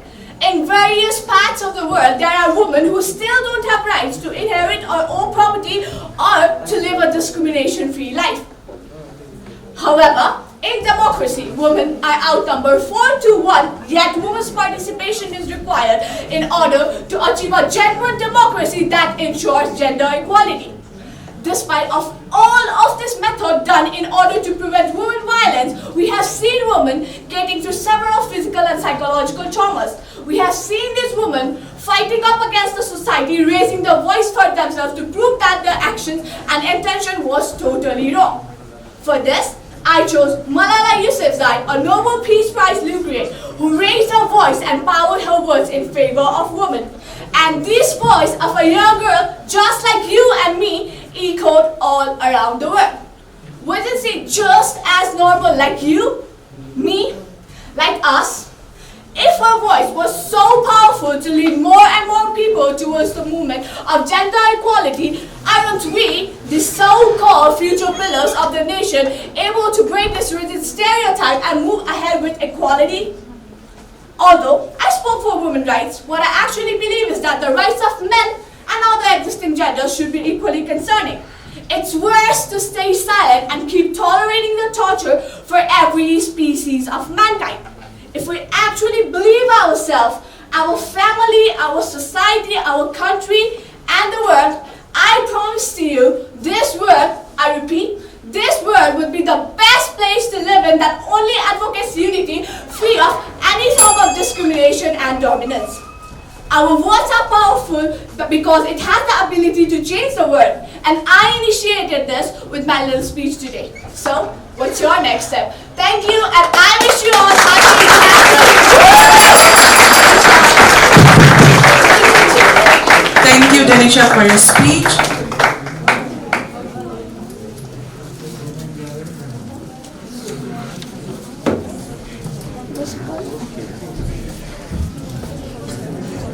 The next speaker is Shreya Jumrana from Nami College.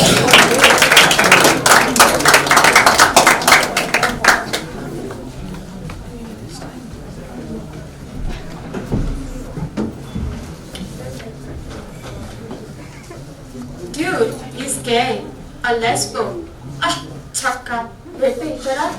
These are the terms I usually hear out of people's mouth in my environment, often used as a slur, disappointment, disgust, and embarrassment, when all these words simply just exist as an identity for many. There was a boy in 7th grade at my school who wasn't as the stereotype typical masculine self of a guy is expected to be. He was more in touch with his femininity. He was an exceptional dancer and was often seen with a small circle of girlfriends.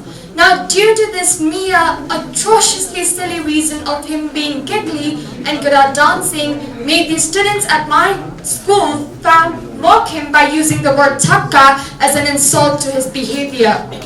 These ignorant, imprudent group of young people made a jolly little boy to give up dancing, cut off his precious friends, and completely penetrate his diva self into becoming the quiet, clumsy guy in the class.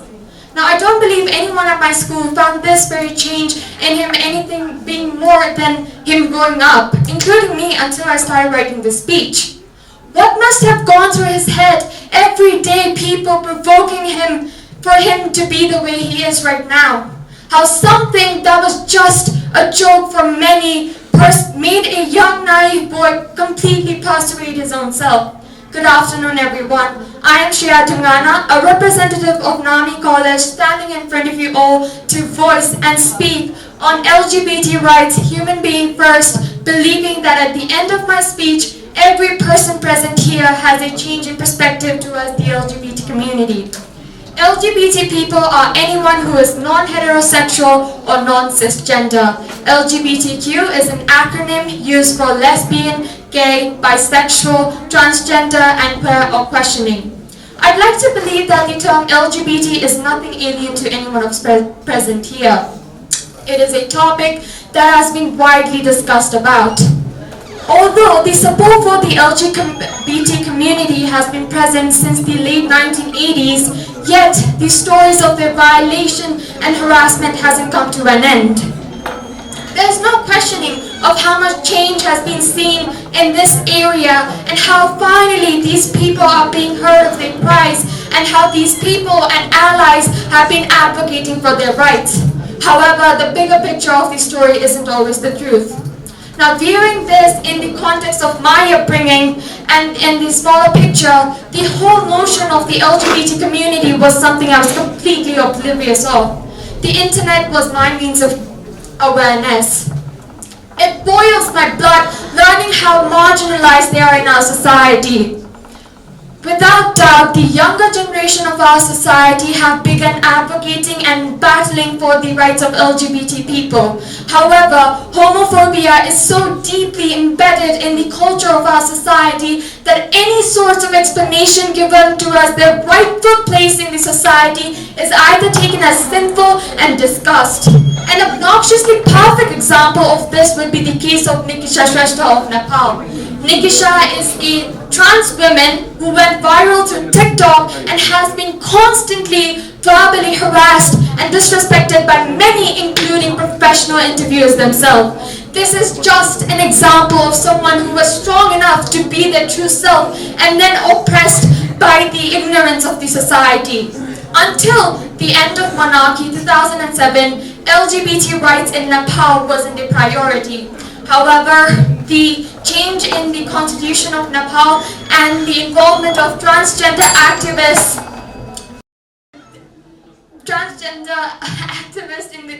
and their involvement in the politics paved the way for the new legislation.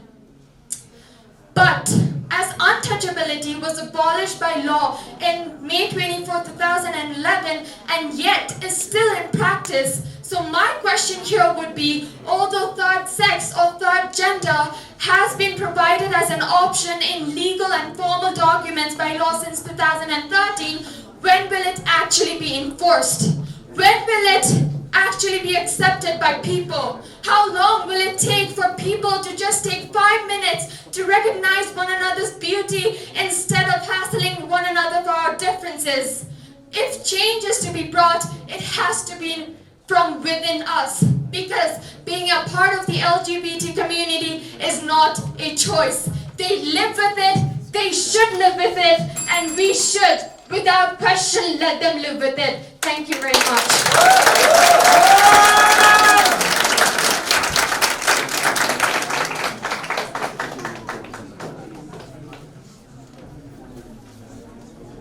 Thank you, Shreya, for your speech. Now we have only 2 participants left.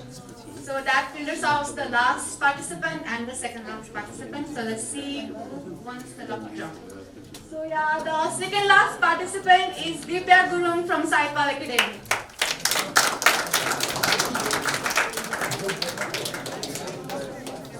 Good morning everyone, I'm Divya from Saipal Academy speaking for the women's right. Isn't it insane that we are still discussing about women's right, about its importance, when it is just a human rights? The simplest biological factor that determines me a female and that is going to determine you a male is being a huge blunder. We are so obsessed with all the gender stereotypes all over the social media everywhere. We are again creating a different division of genders. From lesbian, gay, bisexual, transgender, women, everything, we are again creating a division after being aware about the fact that division has always created a destruction. And destruction is not the thing that a humankind should be proud of. I remember giving my speech on grade 3 about importance of women's rights, and still after 8 years I see myself in grade AS level giving speech about importance of women's right and women's right or respect to half-world and all bullshit. And for this, I want to thank the patriarchy. We all are aware about that. It benefits none, but benefits all. Thanks for my grandmom for keeping up with patriarchy like I'm keeping up with Kardashians. And I also want to thank the umbrella on a sunny day, my family, for upgrowing me every day, every single day, reminding me that I'm a daughter and how I should be grateful for all the rights I'm getting, which they did not get, because this is not the thing I should hear every day. I also want to thank my state for having 120 discriminatory laws against my body, against me, just because of the reproductive organs I won. And at last, I want to thank all of my religions, all of the 10 religions prevailing in Nepal, for treating us like a shit, for being so conservative for every freaking time. And I also want to thank all the God makers, God leaders who are out there and who's gonna say that you are a second-class citizen. I also want to thank all the social practices which is going to remind me that I am a second-class citizen because I don't have a representation.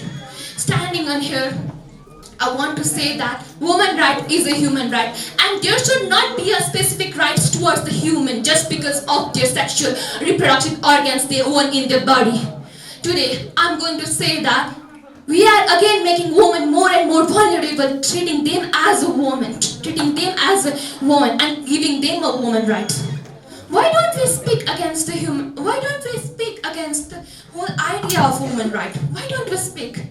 Because we are always treated as vulnerable. In our family, in our society, how we are upgrouped. We are always upgrown as a Timi chori ho, त्यसैले त्यो गर्नु हुँदैन. Timi chora ho, त्यसैले तिमीले गरेको ठीक छ. When I introduced my boyfriend at the age of 15, my dad was so scared that he's gonna harm you and all. But when my brother introduced his girlfriend at just the age of 13, he was like, I'm proud of you, boy. And look at the differences. Why is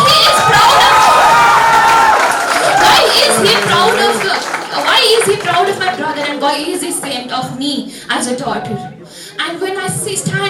I want to say all of you here that every human being, despite of their races, genders, have right to live with equality, right to live with all the things. And it is our duty to stand with the privileges. We all human beings present here, we have the privilege, we have the voice, we have the power. And every time I used to give speeches in Nepali, I used to mention, so all the ladies and gentlemen and all the non-binary people present here, please make a time to rethink about all the 120 discriminatory laws against women. Please take a time to read it about all the social practices. Please take a time to rethink about all the evil practices that your sister, wives, your daughters are going to face in the coming future. Because it is your duty as a human to stand for next human despite of anything. Your neutrality is all again supporting the oppressors, and it is not giving a credibility to the victim. And your neutrality is nonsense. So start standing up for every people, every human beings, despite of their races, culture, traditions, stand for them. Thank you.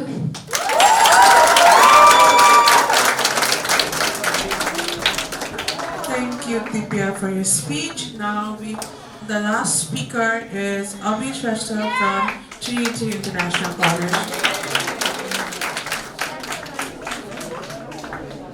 Good afternoon, respected judges, respectful guests of honor, my fellow competitors, and my peers from the Global College. I am Abhi Shrestha, representing Trinity International College, amidst all of you today to speak about and present my views on one of the most discussed and burning topics of the 20th and 21st century, LGBT rights, human being first. We all in this room right now, we are all humans, the most intelligent species of creatures on planet Earth. And of the many reasons for which we have labeled ourselves as such, the most important, without a doubt, is our unique ability to form social connections, relations, and to speak and understand each other in a way unlike any other. This ability doesn't extend to just understanding language and words. Instead, it refers more to our universal understanding of feelings. We, as humans, can sense the feelings of others around us. Happiness, love, sorrow, anger, grief, or otherwise. We help those in need. We celebrate with others in times of happiness. We support others when they are in times of grief. And that is what makes us human. Before any race, any caste, any creed, any economic class, we are humans first. And for being born as humans, we inherit certain rights and privileges, collectively known as human rights. They are a set of inalienable rights which guarantee that we are all treated equally as humans. But we do not live in a fairy tale world. We cannot be disillusioned that we live in this perfect world where everyone can freely practice the right that is rightfully theirs. Instead, reality is much grimmer. If it was not, then why would society discriminate against anyone who chooses to recognize as anything other than a man and a woman? If we did live in a perfect world, why would there be a certain stigma around being attracted to anyone but from the other gender? If normal men and women have the right to live in this society with respect, why don't LGBT members have the same rights? It's not what our societal values say that matter. It's not what our religion or faith says that matter. It's what humanity says that should matter. Identifying as a lesbian, gay, bisexual, transgender, or queer is not supposed to be a problem, nor is it a choice as such. Simply put, the individuals of the LGBT community are not abnormal or different in any way or form. Instead, they are simple individuals whose sexual preferences differ from what has been the norm of our society till today. And that is the first step towards solving this non-binary gender crisis of the world. The whole world must understand that they are simple individuals with different sexual preferences. The West has been quick to do so. They have quickly transitioned from a two-gender society to a free-for-all one, where everyone is respected with rights. In fact, the Pew Research Center's 2013 Global Attitude Survey found broad acceptance of homosexuality in North America, much of the European Union, and Latin America, but equally widespread rejection in predominantly Muslim nations, including parts of Asia, Africa, and in Russia.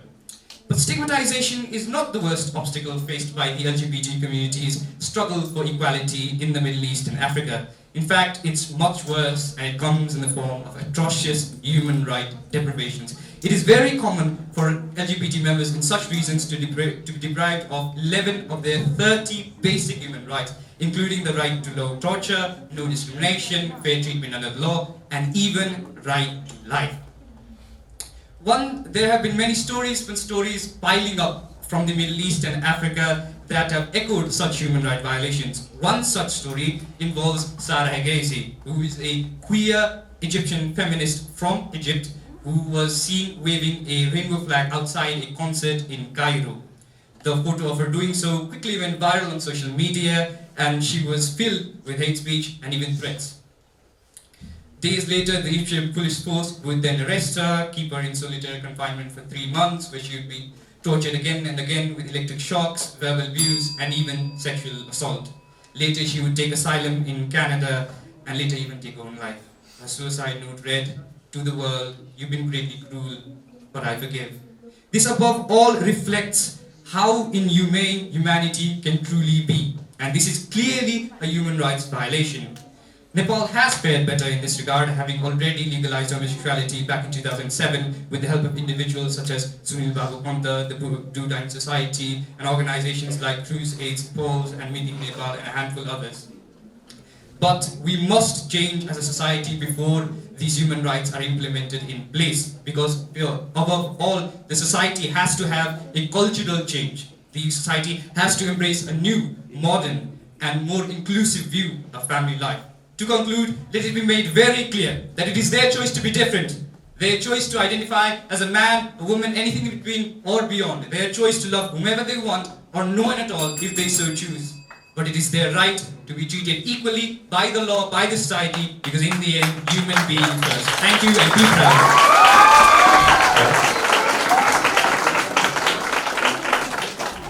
So all the speeches have finally come to an end. I learned new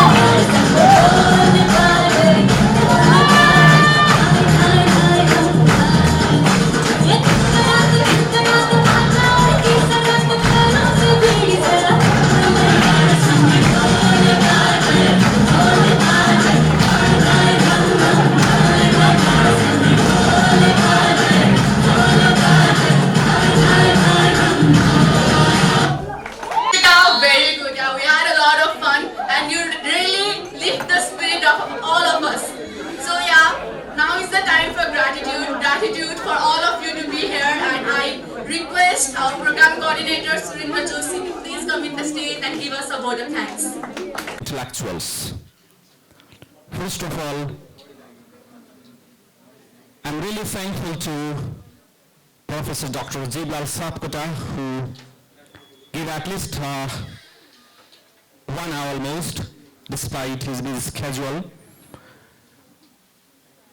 And thank you so much for accepting, though he has already left. Likewise, on behalf of whole Global College International family, I would like to extend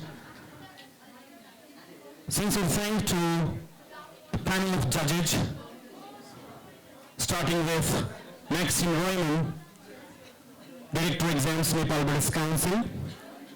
Likewise, Mohammed Pavjal, working in different national dailies as an editor, and the teacher of English, working in different institutions in Kathmandu Valley itself. Similarly, Dr. Sangeeta Pradhan Joshi, the head of Research and Innovation Unit in Advanced Engineering College and ELT professional. Let's give them a huge round of applause. Thank you so much for your time. Working as the panel of judges, it's really a tough job, definitely. You have to be very attentive, listening to each and every speaker. Not only the voice, content, body language, gesture, everything means a lot while judging the speech competition. Similarly, the participants from different schools, thank you so much for accepting the invitation and being prepared for the speech competition and coming here. Thank you so much. All the audience from Global College International and some other schools, thank you so much for your presence. Very important part and very important key role played by the volunteers from Global College International. Your contribution means a lot. Because of you, we have become able to complete the event at this moment, at this stage, let's say, I would say successfully. So thank you, all the volunteers, those who have worked related to Debate Club and different other clubs. Likewise,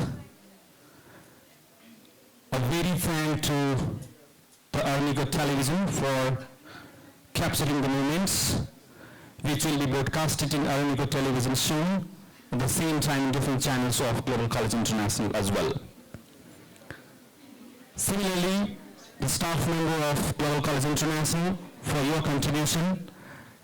On top of that, the IT department, the designing department for making this event a successful one.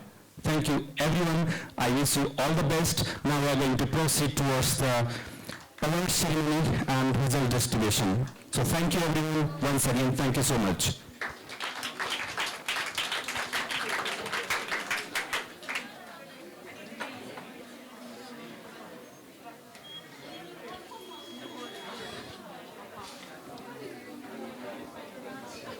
Go to and ask this officer, ma'am, results.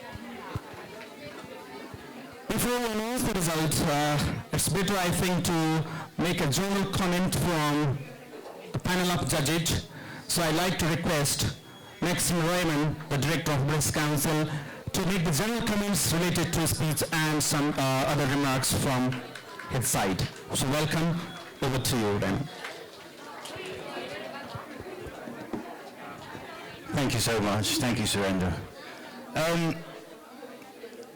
I think the first thing I'd like to say is I'd like you to all put your hands together and give a huge round of applause for all the performers. It is an incredible job that everyone did today, every single one of you.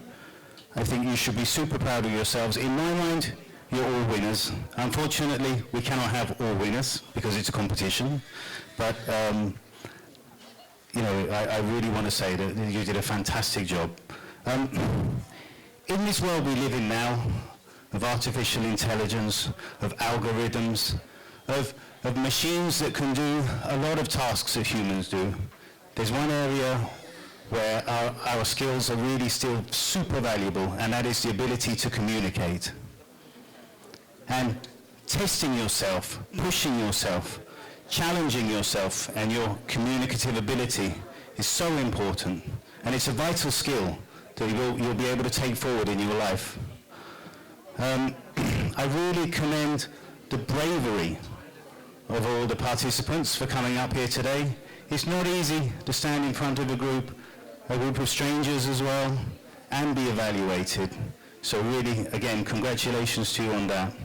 I thought the standard of speaking was incredibly high in terms of the way people spoke, the content of what they said, and the passion that people delivered with.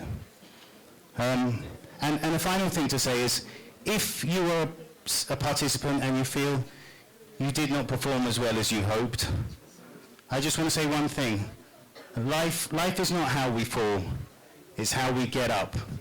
And think about that and how you take this forward in your life. So thank you, everyone. So I'd like to invite here Divya Gurung from Saibal Academy. This is the certificate of participation. Followed by Aditya Panta of Saibal Academy.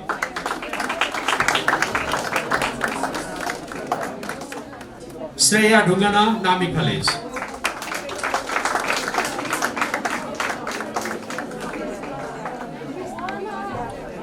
Abhi Shrestha, Trinity College.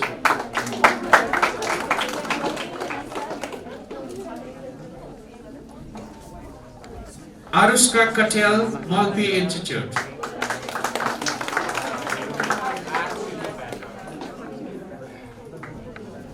Adisri Malla, Malpi Institute.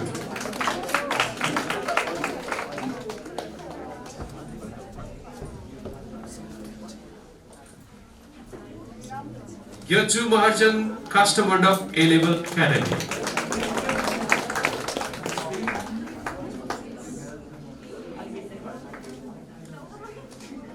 Yuna Yonjan Thabang, Kastamandap A-Level Academy.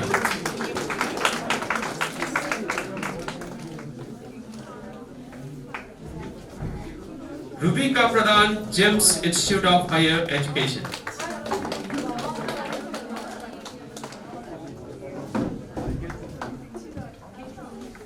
Indvija Bhatta, James Institute of Higher Education. Ankita Panthi, Chelsea International Academy. Sharana Khadka, Chelsea International Academy.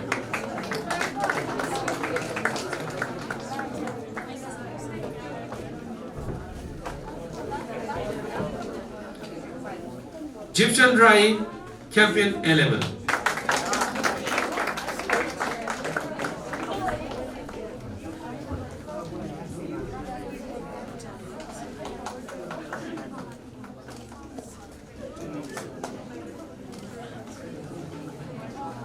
Pappu Jha, Trinity International College.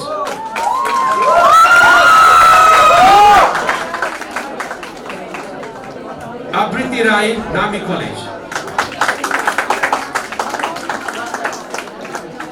Denisa Basnet, Global College International.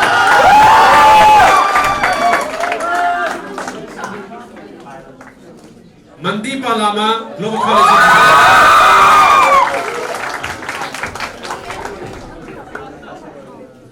Advitiya Adhikari, Campion A-Level.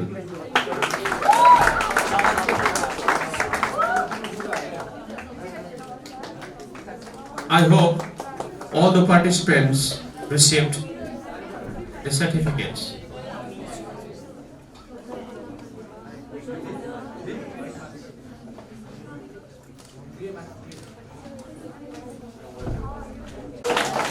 Shreya Singh Yopani, Antara Sharma, Manish Oja, Supriya Pradhan, Sandesh Itni, Daniel Sirton,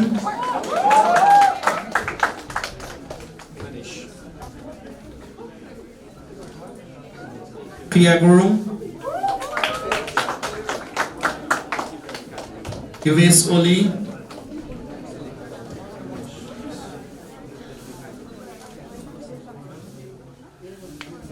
Roshan Bikram Shah,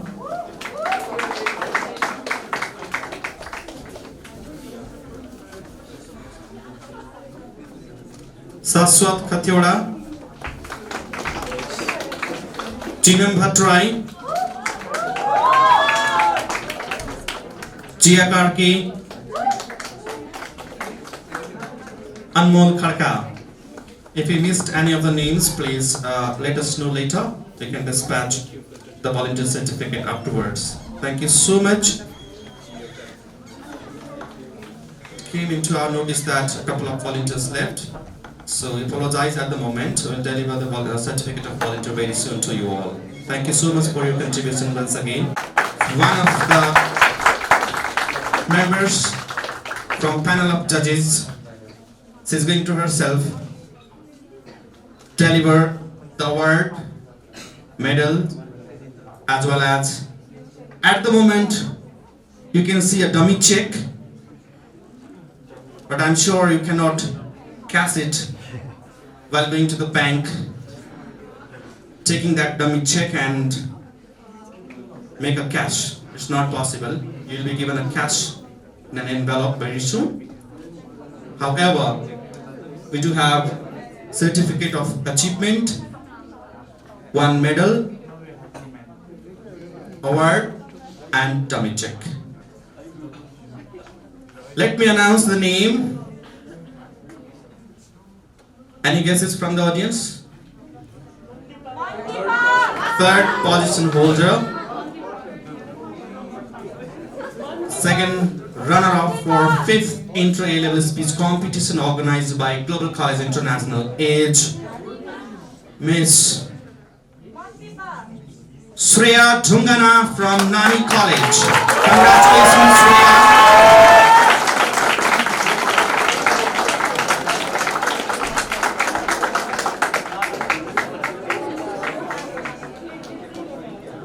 Certificate first, then medal.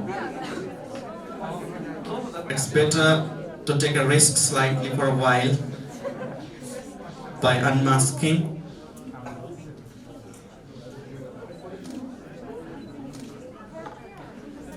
Now medal, award, followed by award, and dummy check.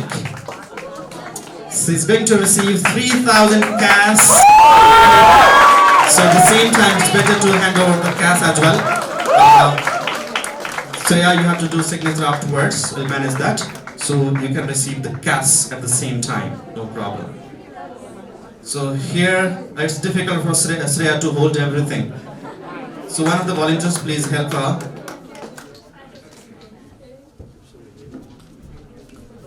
So once again, congratulations, Shreya. Thank you so much. First runner-up, thank panel of judges to be here on stage to extend the award, certificate, medals to the first runner-up of 5th Inter A-Level speech competition organized by Global College International. It's 10 December 2021. Now let's make a guess for the first runner-up as well.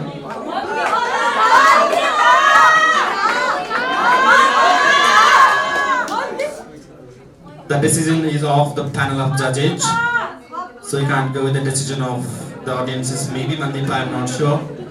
I had to look to this certificate. Let me read. Okay, here it says, with congratulations, this certificate has been awarded to Mr.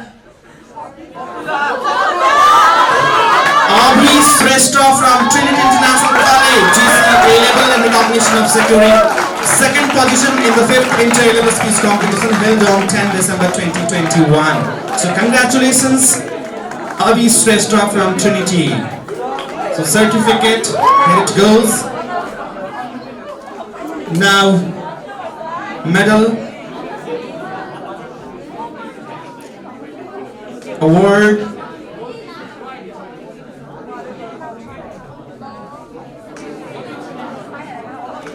dummy check, 5,000 cash. So congratulations, Abhi.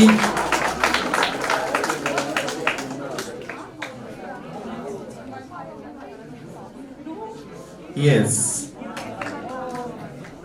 Now enveloped with cash. So we're going to have party. Thank you so much, Avi. The last moment, thank you so much, Mavi sir, for your contribution. For the winner of 5th Inter A-Level Speech Competition 2021.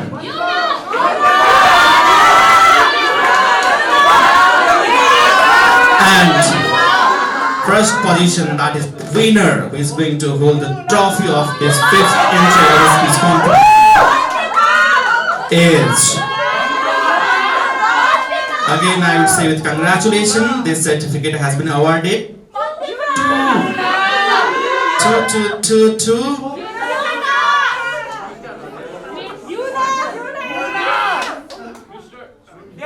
it's female. She is none other than Miss Sharana Khaika from Chelsea International Academy. Congratulations, Sharana. Congratulations for being the winner of this 5th Inter A-Level Speech Competition 2021. So, first certificate of achievement, then gold medal,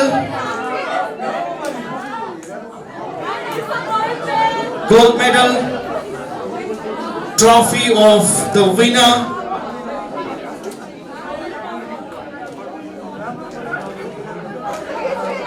trophy for the winning position, first position. Here it goes.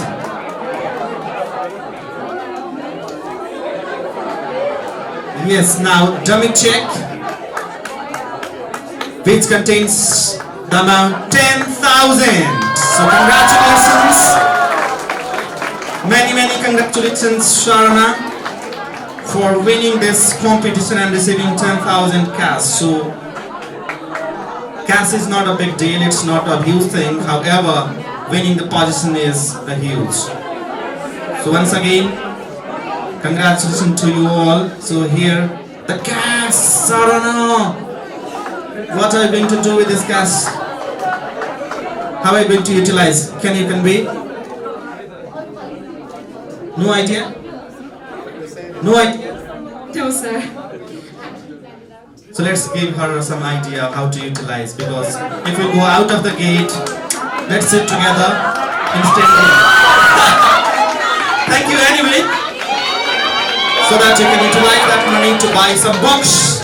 I think you are going to buy some books out of this 10,000 money. So once again, congratulations and thank you. Thank you, Maxim, for your time. Thank you, everyone. Now, I'd like to request Rishabh sir to come on stage so that you can extend the token of love to... I'd like to invite you here on the stage. Thank you so much, ma'am, for your contribution and time for the Global College International.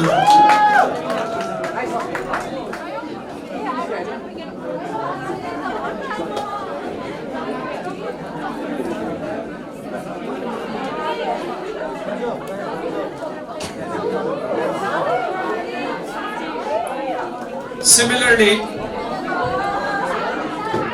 I'd like to invite Mr. Mahabir Podal. Thank you so much, Mahabir sir, for your time and contribution to Global College International.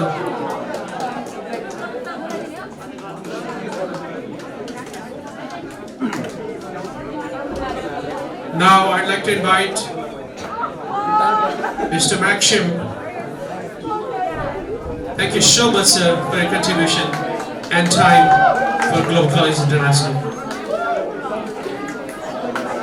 Participants, please wait. We are taking photographs.